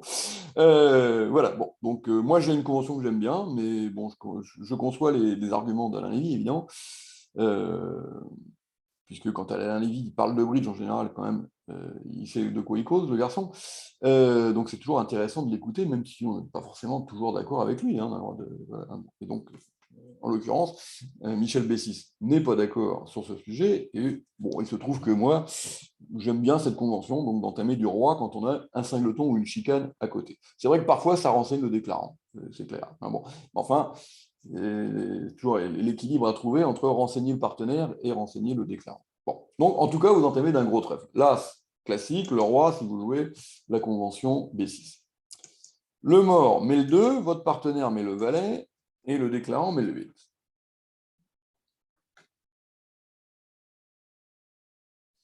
Qu'est-ce que vous déduisez de cette première levée?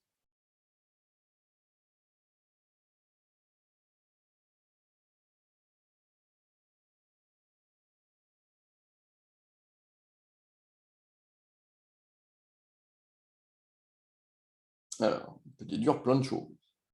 Déjà au niveau des points. 15 points au mort, vous en avez 12, ça fait 27. Le déclarant a ouvert. Bon, donc inutile de dire que votre partenaire, il n'a pas grand-chose. OK? Bien. Deuxième étape, les trèfles.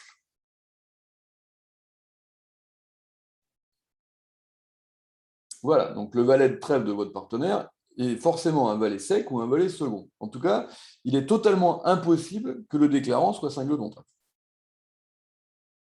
D'accord? Et d'ailleurs, votre partenaire, en mettant le valet, il dénie la dame. Hein. S'il avait dame valet, il aurait mis la dame. D'accord? Bon. Donc, du coup, vous êtes certain que le déclarant a encore au moins un deuxième trèfle.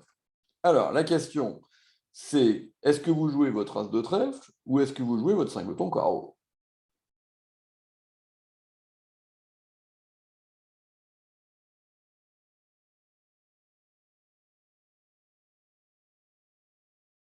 Voilà. Bon.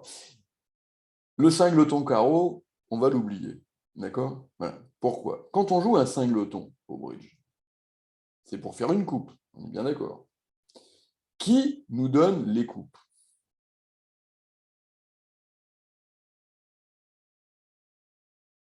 Le partenaire. Voilà. Pas le déclarant.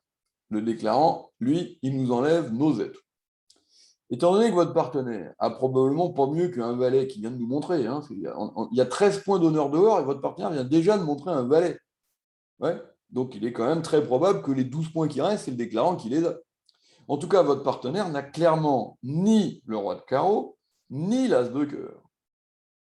Donc vous n'avez aucune chance de faire une levée de coupe. Donc ça ne sert à rien de jouer le singleton carreau. Donc vous tirez l'as de trèfle. Ça va? Et si votre partenaire est singleton, là, ça va être vite fait, ça va être vite réglé cette histoire. Hein. On va encaisser la chute, évidemment, dès l'entame. Donc vous tirez l'as de trèfle, et malheureusement, votre partenaire fournit, et le déclarant met la dame. Bon. Alors, nous avons fait 2 levées de trèfle. Nous allons faire 0 levée de carreau, puisque c'est le déclarant qui a le roi. Nous allons faire une levée de pique dans le meilleur des cas. Avec roi, dame, valet au mort, vous ne risquez pas d'en faire 2. D'accord? Et donc, tout ça, ça ne fait que 3. Donc, quelle est la couleur qui va procurer la levée de chute? L'atout. Très bien. Alors, pour l'instant, est-ce que nous avons droit à une levée d'atout? Et la réponse est non, nous n'avons pas droit à une levée d'atout. D'accord? Puisque le déclarant possède As-Roi Dame, et même s'il n'en a que 5, ce qui est possible, les cœurs sont 3-3 chez nous. Ouais. Et donc, du coup, si vous faites un flanc neutre, hein, c'est-à-dire que si vous rendez la main au déclarant, hein, c'est ça un flanc neutre, hein, c'est rendre la main au déclarant. Bon. Eh ben, il va tirer As-Roi Dame de cœur, et sur As-Roi Dame de cœur, tous les atouts de la défense vont tomber. Donc, nous n'avons pas de levée légitime à l'atout. Donc, si nous n'avons pas de levée légitime, il faut créer une levée d'atout. Alors, soit une coupe, soit une promotion. Alors, on a déjà vu que la coupe, c'était sans espoir, parce que si vous jouez votre singleton carreau, votre partenaire ne prendra pas la main pour vous donner la coupe. Donc, ce n'est pas une coupe qu'il faut faire, c'est une promotion d'atout. Alors, qu'est-ce qu'il faut que votre partenaire possède à cœur pour qu'on ait une petite chance de faire une promotion d'atout? Le 10, et si possible, accompagné du 8. S'il n'a pas le 8, ça va être moins sûr. S'il a le 8, c'est sûr. D'accord? Alors, il faudrait donc jouer un 3e tour de trèfle. Vous êtes d'accord? Que votre partenaire couperait. Alors, l'idéal, c'est qu'il coupe du 8. Ouais, et que ça oblige le déclarant à surcouper du roi ou de l'as. Ce qui, du coup, créerait une promotion pour votre valet. Ça vous va? Bon. Alors, quel trèfle il faut jouer?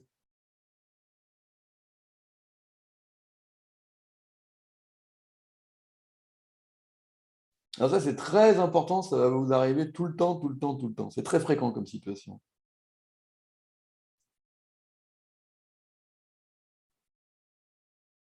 Ah, c'est drôle, ça.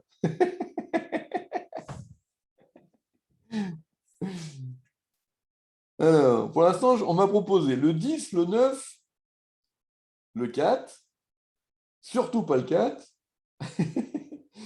Voilà. Eh bien, il faut jouer le 4. Voilà. Et surtout pas le 10. Alors, pourquoi surtout pas le 10? Parce que le 10, il est maître. Voilà. Et que dans cette situation-là, quand vous jouez une carte, la carte maîtresse, vous dites à votre partenaire ne coupe pas. Voilà. Or, vous voulez qu'il coupe. Voilà. Donc, pour l'obliger à couper, il faut jouer le 4 pour que le 5 soit maître. Ouais, et que du coup, votre partenaire ne va pas laisser le 5 se faire, évidemment. D'accord? donc, il va couper. Vous êtes d'accord? Et il va comprendre qu'on cherche une promotion d'atout. Vous êtes d'accord? Voilà. Et donc, du coup, il va couper le plus gros possible pour pouvoir faire une promotion d'atout. D'accord? Si vous jouez le 10, vous dites à votre partenaire, il n'y a pas de promotion d'atout, ne coupe pas. Voilà, c'est le message que vous lui envoyez. D'accord? Donc, vous jouez le 4 de trèfle. OK?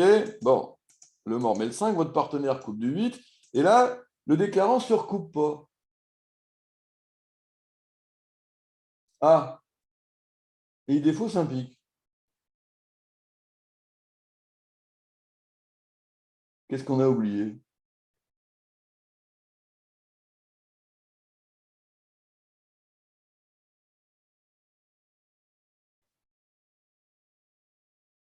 Voilà, on a oublié d'encaisser l'as de pique avant.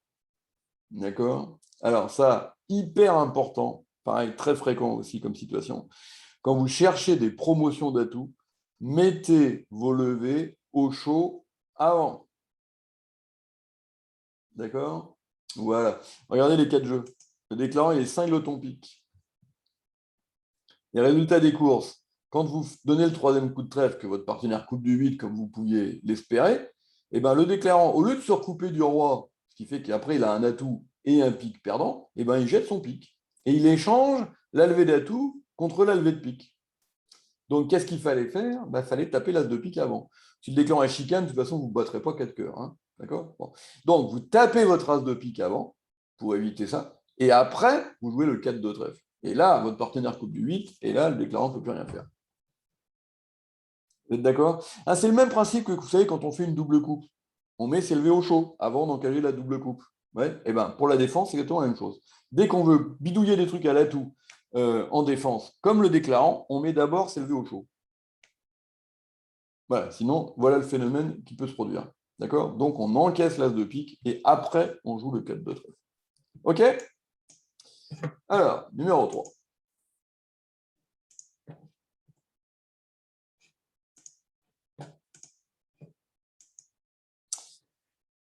Alors, votre adversaire de gauche a ouvert d'un pic, votre adversaire de droite a répondu de trèfle, on est tout le monde vulnérable, hein, tout le monde est rouge là, et vous avez ce jeu avec 8 carreaux, As-Dame, Valet 10.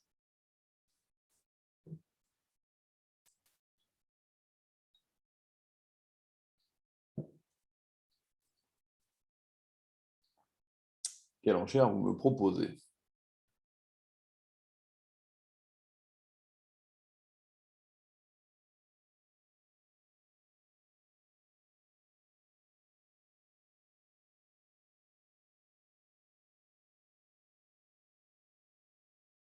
Ah. J'ai déjà deux options.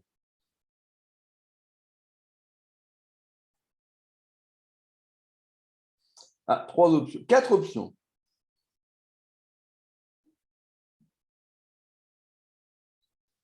Alors, on m'a proposé 3 carreaux, 4 carreaux, 5 carreaux et passe.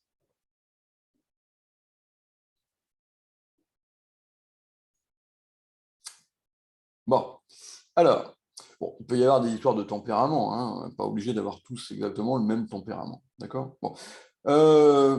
Passe, c'est quand même pas bien courageux. Hein. Bon, on a quand même une belle main pour faire un barrage, quoi. Hein. C'est-à-dire qu'on a une ribambelle de levée à la tout carreau et pas du tout de levée pour faire chuter les adversaires. Hein. Donc ça, c'est la main quand même assez idéale pour faire un barrage. Hein. 0 levée de défense. C'est-à-dire que moins vous avez de jeu en dehors des carreaux, mieux c'est.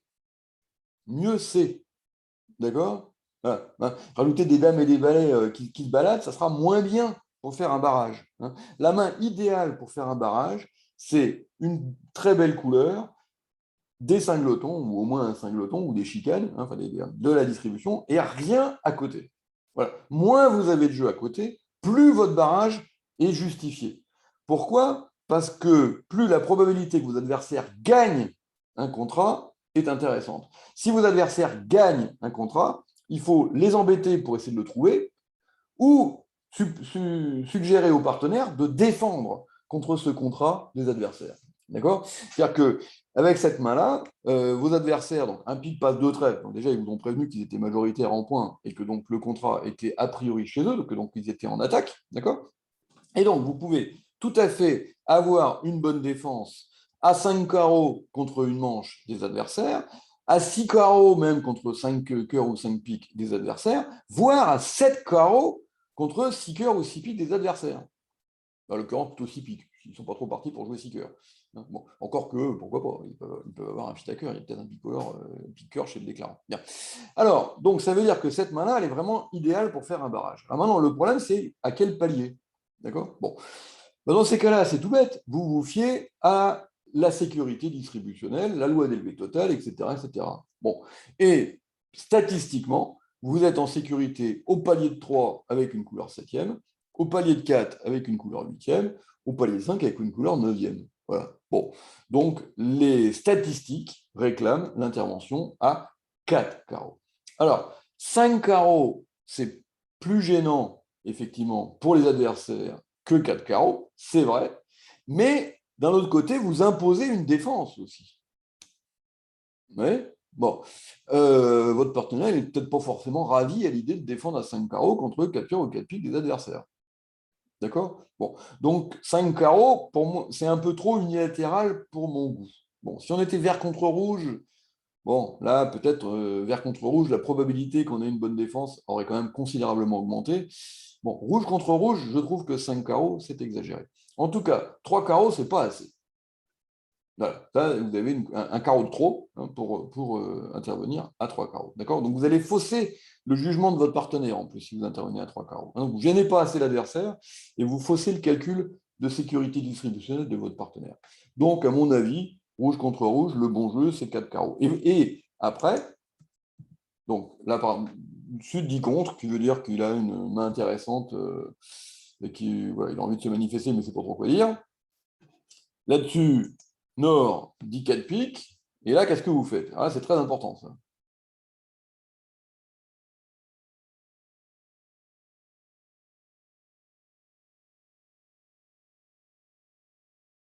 Donc, j'ai le temps d'avoir une ou deux réponses. Voilà.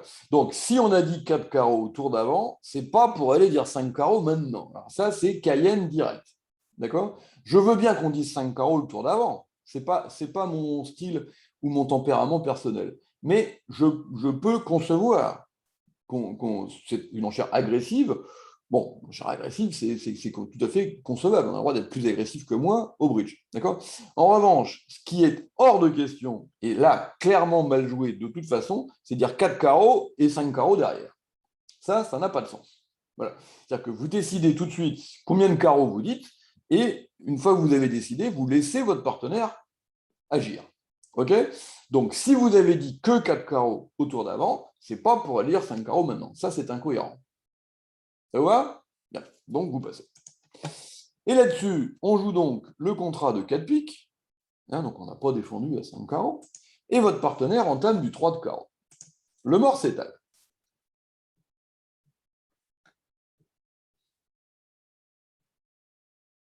Le passe de sud après 4 carreaux est forcing, oui. Le passe de sud serait forcing sur 4 carreaux. Alors, quand vous posez une question comme ça, posez-la à tout le monde, parce que du coup, sinon je réponds et comme les autres, ils n'ont pas vu la question, c'est pas forcément clair pour eux. Donc, vous pouvez envoyer les messages soit à tout le monde, soit à moi, soit à un participant quelconque.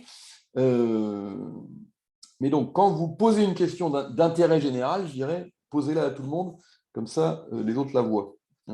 Donc oui, le passe de sud serait forcing, parce que de trèfle est auto-forcing. Alors du coup, maintenant, on va essayer d'être en flanc contre 4 piques. Alors, qu'est-ce que vous déduisez de cette entame du 3 de carreau? Alors, les points d'abord. Donc, 14 points au mort, vous en avez 7, ça fait 21. Donc, 19 qui se baladent quand même. Bon. Donc, votre partenaire a le droit d'avoir un petit peu de jeu. Le déclarant n'est évidemment pas obligé d'avoir les 19 points qui manquent. C'est même assez peu probable. S'il a vu les 19 points qui manquent, il aurait peut-être fait des enchères plus fortes. Bien. Alors maintenant, le 3 de carreau de votre partenaire. Alors, voilà, c'est donc un nombre impair de carreaux, okay, donc il peut être 1 ou 3. Alors, si c'est 3, ça va se voir vite, puisque le déclarant va couper l'entame. Ça va? Bon. Donc, on va le voir très vite. Le mort met donc le 2 de carreau, vous mettez le 9, et le 9 fait la levée. Donc, votre partenaire est bien cingleton à carreau. OK?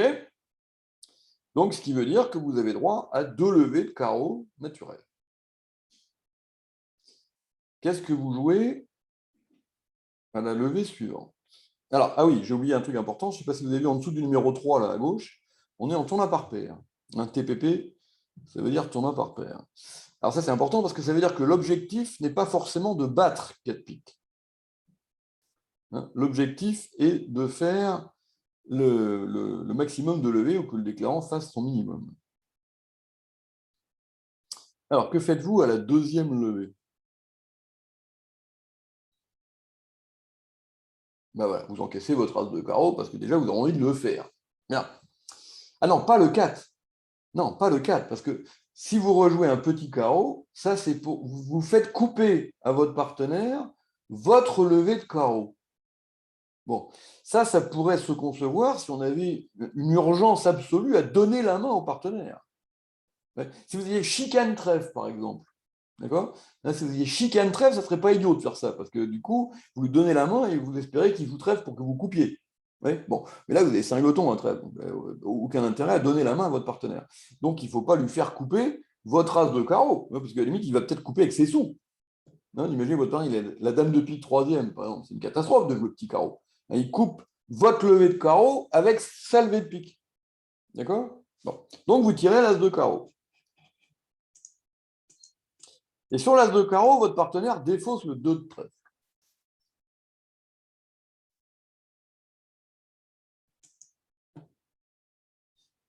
Donc, on en est là.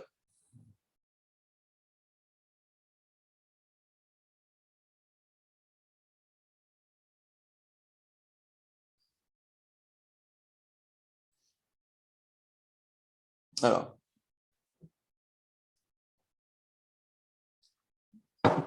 qu'est-ce que vous déduisez de cette défausse du 2 de trèfle?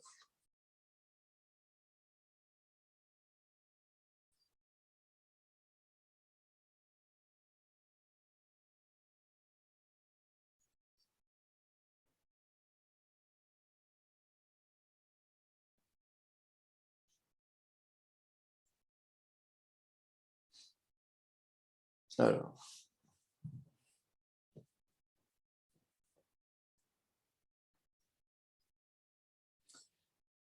quelle carte n'a sûrement pas votre partenaire quand il défausse le 2 de trèfle?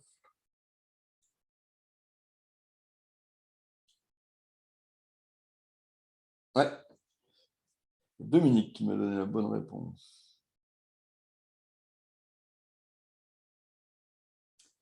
Alors, la plupart des gens m'ont donné comme réponse, le partenaire n'a pas l'as de trèfle. Je suis assez d'accord, mais ce n'est pas cette carte-là qui est la plus voyante. Ouais, Myriam a trouvé aussi.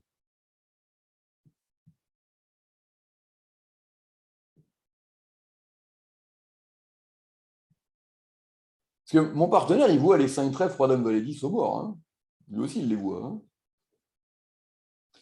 Alors, ouais. Donc, imaginez que mon partenaire, il est l'as de cœur. Ouais. Qu'est-ce qui fait mon partenaire s'il a l'as de cœur? Il veut absolument que je joue cœur s'il a l'as de cœur. Non? Parce que sinon, il voit bien que ça va partir sur les trèfles. Là, imaginez que votre partenaire, il est l'as de cœur. Il n'y a rien à côté. D'accord? Si vous jouez votre cingleton à trèfle, qu'est-ce qui se passe? Le déclarant prend, enlève les atouts, en tirant as roi dame, et après, il balance tous les cœurs qu'il peut avoir sur les trèfles. En tout cas, il y a un danger clair quand même. Hein. S'il déclare à l'as de trèfle, vous voyez bien qu'il y a quand même un danger clair qui puisse défausser ses cœurs sur l'as de trèfle. Alors, stériliser les trèfles, c'est même pas en rêve hein, qu'on va stériliser les trèfles. Hein. Il y a trop de reprises au mort, ne serait-ce que le quatrième atout. Le quatrième atout, c'est et puis s'il déclare un l'as de trèfle dans la main, à moins qu'il ait l'as de trèfle sec, il communique à trèfle. Ouais. Donc on ne peut pas stériliser le mort, c'est impossible ça. D'accord? Donc, si votre partenaire possède l'as de cœur, il n'a qu'une envie, c'est de le faire, parce que sinon il voit bien que ça risque de partir. Donc qu'est-ce qu'il fait? Il appelle comme une brute à cœur. Non? Là, il laisse défausser le 2 de trèfle. C'est pas un appel à cœur, ça. Vous êtes d'accord? Bon. Donc, vous déduisez déjà de cette défausse du 2 de trèfle que votre partenaire n'a pas l'as de cœur. OK? Bon. Alors maintenant, est-ce qu'il peut avoir l'as de trèfle? Alors, l'as de trèfle, il n'est pas inquiet à l'idée de ne plus le faire. S'il a l'as de trèfle, il est sûr de le faire. Ouais? Bon. Donc, il n'a pas besoin d'appeler. Il faut comprendre la différence. L'as de cœur, c'est une carte qui peut partir sur les trèfles. Donc, s'il l'a, il y a urgence à l'encaisser vite. L'as de trèfle, il n'y a pas de danger qu'il ne se fasse plus. Donc, si votre partenaire a l'as de trèfle, il n'est pas inquiet à l'idée de ne plus le faire. Donc, il n'a pas forcément de raison particulière de vous appeler à trèfle. Maintenant, ça serait quand même un peu pervers de défausser le 2 de trèfle alors qu'il a l'as en main et qu'après votre barrage à 4 carreaux, il peut imaginer que vous avez un singleton et que vous avez peut-être envie de le jouer. Bon. Et que donc, s'il a l'as de trèfle, vous découragez de jouer trèfle, franchement, ça ne serait pas une bonne idée si vous avez singleton. Sachant que si vous n'avez pas singleton trèfle, vous n'avez aucune raison de jouer trèfle. Ouais, vous ne jouerez trèfle que si vous avez le singleton. Jouer le doubleton, ça n'a aucun sens. Est-ce que vous êtes d'accord? Voilà. Donc, franchement, à moins que votre partenaire soit vraiment un pervers narcissique dangereux, il ne devrait pas non plus avoir l'as de trèfle. Bon, alors, si votre partenaire n'a pas l'as de trèfle, est-ce que ça sert à quelque chose de jouer trèfle? La réponse non, parce que même s'il a l'as d'atout, ça ne revient à rien. Dès que là, on va jouer pique, il ne voudrait plus d'atout pour couper. Ça vous va? Bon. Alors, si votre partenaire n'a aucun des deux as, quelle est la seule couleur où on peut espérer faire une levée? Les atouts. Bien. Alors, si votre partenaire a un atout maître, genre la dame troisième, il n'a pas besoin de vous pour faire son atout. Mais il a peut-être un atout pas maître. Et s'il a un atout pas maître, il faut faire une promotion d'atout. Ça va? Bon. Donc, si je veux faire une promotion d'atout, quelle couleur je joue pas? Quelle couleur je ne joue pas? Atout. Hein? Retenez bien ça. Quand on veut faire une promotion d'atout, la couleur qu'on ne joue jamais, c'est atout. D'accord? Voilà. Donc, comment je peux faire une promotion d'atout? Par exemple, si mon partenaire a le valet de pique troisième, ou la dame seconde, pourquoi pas, hein, c'est pas impossible. Voilà, donc la seule couleur où il peut y avoir promotion, évidemment, c'est à carreau. Et donc, je rejoue carreau. Ça vous va? Bon. Et là, par exemple, on peut imaginer que la main du partenaire est celle-là. Ouais. Et que la seule levée qu'on peut créer, c'est le valet de pique. Voilà. Si vous jouez trèfle, le déclarant prend, tire à 3 dames de pique, fait le reste en ricanant, d'accord? Si vous jouez carreau, il ne peut plus éviter de donner le valet de pique à votre partenaire. Vous avez bien vu? OK? Bon. Alors maintenant qu'on a bien vu la 3, on va faire la cage.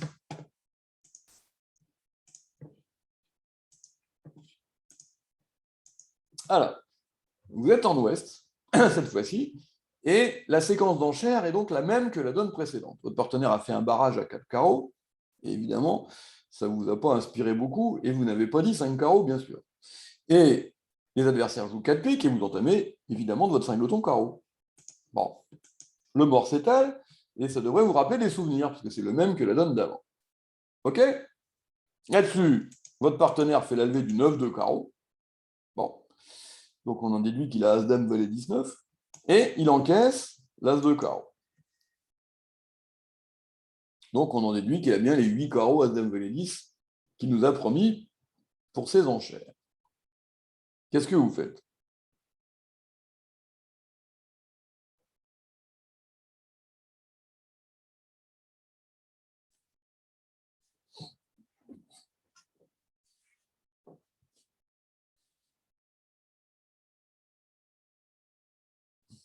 Donc là, vous avez l'As de cœur, hein, contrairement à la donne d'avant.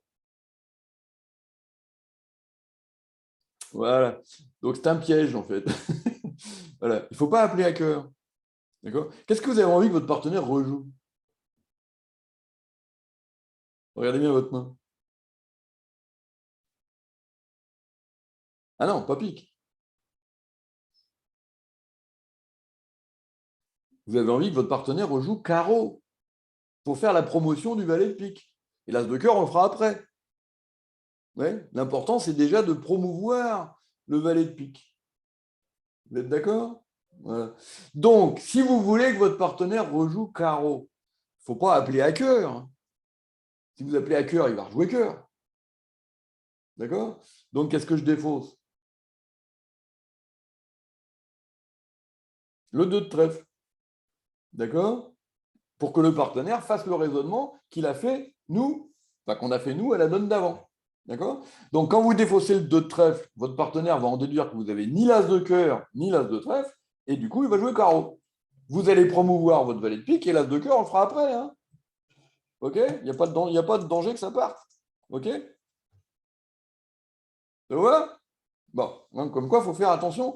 Hein, avant de faire un appel, il faut être sûr qu'on a envie que le partenaire joue dans cette couleur-là. D'accord? Et là, ce n'est pas à cœur qu'on a envie qu'il joue. C'est carreau. Ah, maintenant, regardez, je change un petit peu votre main. Non, il ne peut pas gagner s'il coupe gros. Ça ne marche pas. Parce qu'il coupe gros, mais il a 4 cœurs à défausser, donc il peut en défausser que 3 sur les trèfles. Même si je fournis 5 fois, ce n'est pas grave. Voilà. Donc il restera toujours avec un cœur perdant. Hein, même s'il coupe gros. D'accord? Ok Didier? Ouais. Bon. Alors maintenant, je change un petit peu la main. Et au lieu de vous mettre le valet de pique troisième, je vous mets la dame troisième.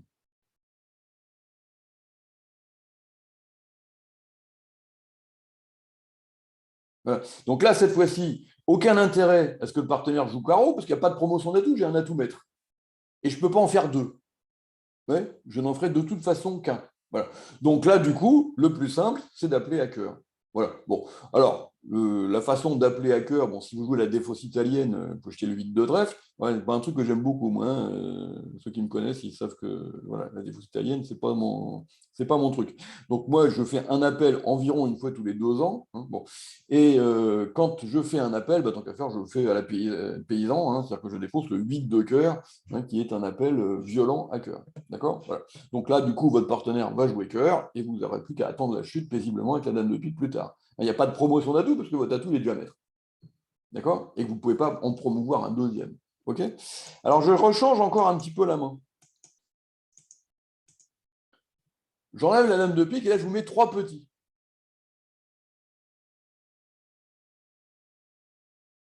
Donc, qu'est-ce que vous faites sur l'as de carreau?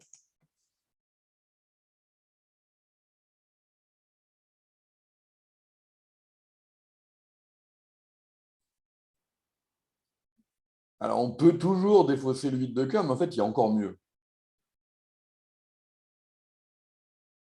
Alors, on ne battra pas, hein, c'est juste pour réduire à égal. Hein, c'est quoi le truc encore mieux qu'on peut faire? Pour économiser les neurones du partenaire et lui simplifier la vie. Voilà. Je coupe et j'encaisse l'as de cœur moi-même. Voilà. Là, il n'y a pas de danger que le partenaire il aille s'imaginer des trucs ou des machins ou des bidules ou des je sais pas quoi. D'accord? Voilà. Donc là, de toute façon, vous avez 3 petits pics. De toute façon, le déclarant, il va tout mettre à pic. Hein. Bon. Donc, quoi que vous fassiez, il n'y aura pas de promotion. Donc, ce n'est pas la peine d'aller prendre des risques. Vous avez la chute en main, vous coupez enfin la chute, pardon, pas la chute, vous voulez de quoi limiter à juste fait. Votre partenaire, il n'a pas un as à côté de ses 8 carreaux as dame valet, hein, donc là, ça lui ferait beaucoup trop de jeu. D'accord? Donc, vous coupez et vous encaissez l'as de cœur vous-même. D'accord? Voilà, comme ça évite tout problème au partenaire. C'est pas la peine de lui créer des ennuis. D'accord? Ça vous va? Bon. Alors, on a fini. Je vais vous ouvrir les micros. OK, voilà. Donc, si vous voulez, vous pouvez réouvrir vos micros. Et si vous avez des questions, ben, n'hésitez pas. C'est le moment. Alors, moi, je vous ai redonné la possibilité d'ouvrir vos micros, mais je ne les ai pas réouverts. Hein. C'est à vous de les réouvrir hein, si vous voulez dire quelque chose. Sinon, vous pouvez envoyer un mot sur le chat toujours. Hein. Alors, je vous rappelle que vous pouvez poser des questions qui n'ont rien à voir avec le cours. Hein. C'est pas, hein, voilà, si vous avez un truc qui vous tarabuste, n'hésitez pas n'hésitez pas à Donc, poser le la question. programme de la semaine prochaine, on continue sur un sans atout. Alors, voilà, la semaine prochaine, on va regarder les réponses au lundi. Alors, il y en a beaucoup, enfin plusieurs parmi vous qui m'ont posé la question de ce qu'on allait faire dans l'année, quel était le programme, etc. Je n'ai pas pu leur répondre parce que je n'en ai pas la moindre idée encore. Voilà.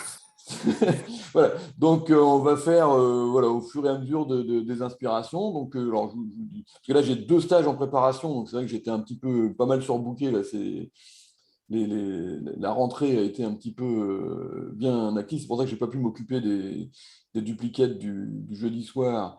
Et qu'on fera ça que mi-octobre parce que j'étais vraiment complètement la tête sous l'eau là, pendant les 3 dernières semaines.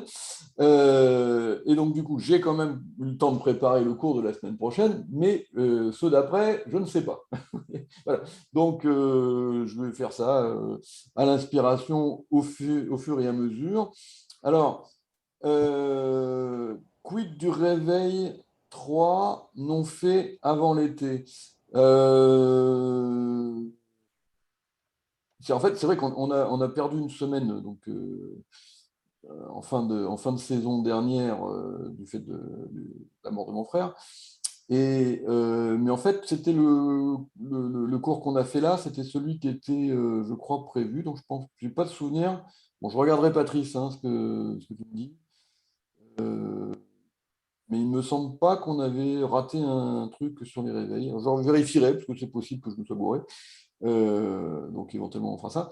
On parlera aussi des réveils sur un sans atout passe-passe. Voilà, parce que ça c'est pareil. Donc là encore, sans rentrer dans l'histoire de système, mais de théorie. Est-ce qu'il faut réveiller? Comment on fait? Etc. etc. Donc ça c'est un truc. Et puis après, je ne sais pas. Je vais regarder. Voilà, j'ai déjà essayé de bien regarder ce qu'on a fait l'année dernière pour ne pas vous refaire la même chose tout de suite. Hein, bon. Et puis, bon, les sujets, c'est pas ça qui manque. Hein, donc, bon, si vous avez des idées, pourquoi pas, vous pouvez toujours me les suggérer. Je ne dis pas que je me suivrai, mais vous pouvez éventuellement m'envoyer un mail en me disant, tiens, je ferai bien ça. Bon, je ne vous promets pas de le faire, hein, voilà. Mais pourquoi pas, ça peut me donner, moi, éventuellement des bonnes idées. Et puis, alors, un cours sur les deux faibles bicolores en ouverture. Bon, c'est pas un système que je joue, hein, parce que les deux faibles bicolores en ouverture, c'est une inférence du deux carreaux multi. Bon, donc, comme vous savez que je déteste le deux carreaux multi cordialement, donc je ne suis pas un fan du tout de ces ouvertures bicolores. C'est moins mauvais que le deux carreaux multi, mais comme pour les jouer, il faut jouer le deux carreaux multi, pour moi, c'est totalement rédhibitoire. Hein, donc, voilà. Et puis la défense contre ces ouvertures de deux faibles, ça ne nécessite pas de défense particulière parce qu'on considère qu'ils ont ouvert de deux cœurs ou de deux piques faibles et on fait exactement comme s'ils avaient ouvert d'un deux faible. Donc on n'a pas de défense spécifique. Hein, bon. Il peut y avoir une défense sur voilà. 2 sur 1, forcing de manche, pourquoi pas. Bon. Moi, j'ai une question un peu plus générique. Bon, je Ouais. suis un fan de tes enchères.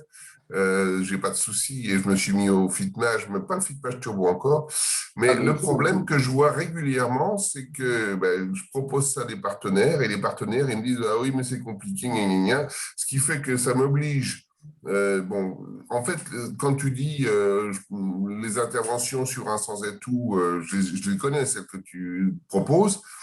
Mais ça oblige aussi à avoir un partenaire très régulier. Et ça, Ah c'est bah, vrai pour ça, c'est vrai pour les Super Texas, c'est vrai sur beaucoup de choses, quoi. alors, de toute façon, ça, c'est un problème récurrent. Hein. C'est-à-dire que plus on veut sophistiquer son système, et plus on a besoin d'avoir un partenaire régulier. Voilà, ça c'est incontestable. Si on papillonne, c'est-à-dire qu'on change de partenaire tout le temps et qu'on n'a pas de partenaire, au moins un partenaire principal, je dirais, hein, voilà. Du coup, on peut pas sophistiquer son système. Donc là, j'ai pas de solution pour ça. Hein, bon. Alors maintenant, il y a des Ah choses qui si, sont plus ou justement, moins c'est de complexes. jouer des conventions que tout le monde joue. Oui, mais donc, il y a des choses qui sont plus ou moins complexes. Bon, mon système d'intervention sur un sans atout, effectivement, ne présente pas beaucoup d'intérêt pour des paires occasionnelles. Bon, voilà. Parce que ça n'arrive pas suffisamment souvent pour que ça soit intéressant de le travailler. Bon. Maintenant, des choses comme le fitmage, ou c'est quand même des trucs qui vont arriver fréquemment, le 2 sur 1 forcing de manche, c'est pas fréquemment, c'est tout le temps, et en plus, le 2 sur 1 forcing de manche, par exemple, c'est extrêmement simple. Voilà, hein, il n'y a pas besoin d'en parler pendant 5 ans. Hein. Bon, c'est juste qu'on déplace la frontière entre l'enchère faible, qui est 1 sans atout, et les enchères fortes, qui sont 2 quelque chose, d'accord? Bon. Et la barre, au lieu d'être à 10, elle est passée à 11. Voilà, c'est tout. C'est-à-dire qu'on a le 1 sans atout 6-11, au lieu d'avoir un sans atout 6-10, et les changements de couleur 12 et plus, au lieu d'être 11 et plus. C'est-à-dire qu'on a juste décalé d'un point la frontière entre la réponse d'un sans atout et les réponses des changements de couleur au palier de 2. Voilà. Voilà, fin du cours sur les 2 sur 1 forcing de manche. Enfin, j'exagère un peu, mais à peine. Ouais, bon. Donc ça, c'est quelque chose d'extrêmement simple. Bon, et que donc on peut adopter très facilement avec n'importe quel partenaire occasionnel. Maintenant, effectivement, bon, si on veut jouer des trucs plus compliqués comme le double 2 ou des machins comme ça, oui, effectivement, là, le double 2, c'est une convention que j'adore, mais on a besoin d'un partenaire régulier. Alors, le compte punitif ou d'appel, ça c'est un très bon sujet, pourquoi pas, ça peut être, voilà. La réponse à l'ouverture majeure avec le fit sur une intervention, ça peut être un truc intéressant aussi. Défense contre un sang à tout faible, pourquoi pas. Hein, envoyez-moi ça par mail éventuellement, parce que là, le chat du truc, il va disparaître dès que j'aurai coupé la communication. Donc, du coup, je vais oublier, évidemment. Donc, si vous avez des trucs comme ça, mettez-moi un petit mail. Et puis, ouais, ça, c'est des idées qui ne sont pas mauvaises. Ouais. Ça peut être intéressant. Il y a plein de trucs à faire. Vous savez, c'est pas les thèmes qui vont nous manquer. Hein. Ça, voilà, c'est pas un souci. Voilà. Donc, alors maintenant, bon, moi je pense vraiment quand même qu'il faut surtout mettre l'accent sur les conventions qui ont un usage fréquent. Voilà. Bon. Donc, quand votre partenaire ouvre d'un cœur ou d'un pic et que vous êtes fité, c'est quelque chose de banal et de fréquent.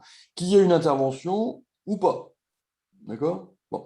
Et que donc, que ça mérite d'être travaillé, ça, franchement, je crois que oui. Et alors bon, le fitmage turbo, il est un petit peu plus complexe que l'ancien fitmage ou que des conventions comme le Bergen, euh, mais pas tant que ça, quoi. Hein, pas tant que ça, parce que le seul truc qui nécessite un petit peu de travail, c'est le 200 à tout Jacobi, hein, qui n'est pas du Carl Euro, tout ça. Hein. Bon, le 200 à tout Jacobi, c'est bien. C'est très vieux hein, comme convention, et les Américains ils jouent ça depuis la nuit des temps. Bon, alors avec des développements qui sont plus ou moins sophistiqués et plus ou moins complexes, mais bon, c'est pas non plus. C'est beaucoup plus simple que le double 2, par exemple. Hein. Moi, le double 2, j'adore, mais effectivement, le double 2, ça demande un vrai travail. Hein. C'est pas une convention qu'on peut jouer comme ça, clic-clac. Voilà, même moi, quand je rencontre un partenaire première série nationale et est-ce qu'on joue le double 2, je dis bah oui, je veux bien, mais à condition qu'on en discute un petit peu, parce que voilà, hein, c'est pas voilà, c'est quand même une convention complexe. Donc bon, voilà, donc ça c'est, mais de toute façon voilà, on ne peut pas jouer des choses complexes si on n'a pas un partenaire régulier. Ça c'est comme ça. Hein, ça malheureusement. Voilà. Et je ne fournis pas le partenaire. J'ai eu assez de mal à en trouver un moi-même, donc c'est pas. Enfin, voilà. Bon. Par contre, il y avait eu quelqu'un l'année dernière dans les cours, je ne sais plus qui avait eu une idée qui n'était pas si mauvaise, hein, et qui avait essayé de faire un espèce de petit club, je dirais, des gens qui suivent mon enseignement, donc mes cours ou mes stages ou le site, et d'essayer de se trouver un partenaire là-dedans, voilà, dans ce groupe-là. Ça, c'était pas idiot du tout comme idée, hein, donc je sais pas trop où ça en est, mais voilà. Et ça, c'est possible. Hein, je peux vous fournir les mails des, des élèves du lundi matin, par exemple, voilà, ou des choses comme ça. Bon, voilà. Ou si vous cherchez un partenaire, et, en disant, voilà, moi, je peux servir d'intermédiaire, si vous voulez. Hein, c'est pas, voilà, c'est pas absolument impossible. Bon. Et du coup, ça permet effectivement d'avancer un petit peu plus loin dans un certain nombre de conventions. Mais il ne faut pas non plus se laisser noyer par les conventions.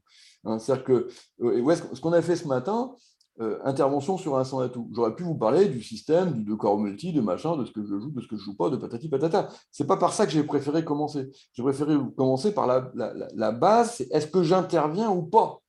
Voilà. Après, si je décide d'intervenir, j'utilise le système dont j'ai parlé avec mon partenaire. Mais ce n'est pas le principal. Le principal, c'est savoir avec les mains avec lesquelles on intervient et celles avec lesquelles on n'intervient pas. Et quand votre partenaire intervient à la couleur, et puis la semaine prochaine, on regardera par ralenti, comment je fais pour lui répondre. Voilà. Ça, c'est important. Voilà. C'est plus important que le choix du système. Ouais, c'est pas de dire. L'important, c'est pas de dire est-ce que pour annoncer des cœurs, on dit un son à tout de cœur ou on dit un son à tout de carreau. C'est pas ça qui est important. L'important, c'est avec quelle main j'interviens sur un son à tout pour dire j'ai des cœurs. Voilà. Et avec quelle main j'interviens pas. C'est ça qui est le plus important. D'accord? Et quand on fera les réveils, c'est pareil. C'est avec quelle main je réveille et avec quelle main je ne réveille pas. Maintenant, l'enchère exacte par laquelle je vais traduire j'ai des cœurs, quelque part, ce n'est pas le sujet le plus important. D'accord? Voilà. Donc, vous ne noyez pas dans des conventions inutilement complexes, surtout si vous n'avez pas le partenaire qui va avec. Voilà. Donc, ça, c'est... Voilà. OK? Merci, Marc. Ça vous va? Bon. Merci. Eh bien, écoutez, si vous n'avez plus de questions, je vous souhaite un bon appétit. Alors, je vais vous en... Donc là, je vais... Vous savez que le temps de reprendre l'enregistrement, de le transformer, de le mettre sur YouTube, de le machin, c'est quand même un petit peu long. Donc, je vous enverrai dans l'après-midi, début d'après-midi, par mail, le lien qui vous permettra donc de revisionner la vidéo du cours, si vous voulez le revoir, et puis d'avoir aussi le PDF des données qu'on a jouées. Voilà. Marc, donc, bon appétit. Et puis, Merci. à Au la revoir. semaine prochaine. Marc, Au revoir. Marc, Merci. Oui. juste un petit truc technique. L'apparition des trucs rouges là sur l'écran, c'est apparemment dû au fait que les intervenants, enfin, nous avons la possibilité de faire annoter. Là-haut, là, il y a marqué option d'affichage annoter. Et si je prends annoter et puis que je prends dessiner, eh ben, je suis capable de faire des machins comme ça. Voilà. Ouais. Désactiver les annotations des participants. Et voilà. J'ai vu. Tu as raison. Mais merci. Pas de quoi. Voilà. Et ben, comme ça, j'aurais vu. Donc, du coup, je pourrais empêcher Fabienne de nous mettre des machins roses. Désolé, Fabienne. Désolé, Fabienne. Alors, je n'ai pas osé le faire pendant le cours parce que je ne savais pas où je mettais les pattes. Donc...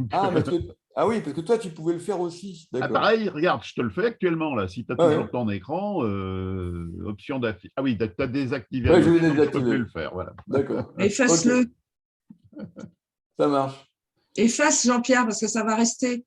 Mais je ne peux plus, j'ai plus la notation. C'est pas grave. Ouais. Allez, bon appétit à tout le monde. Bon appétit à tous. À bientôt.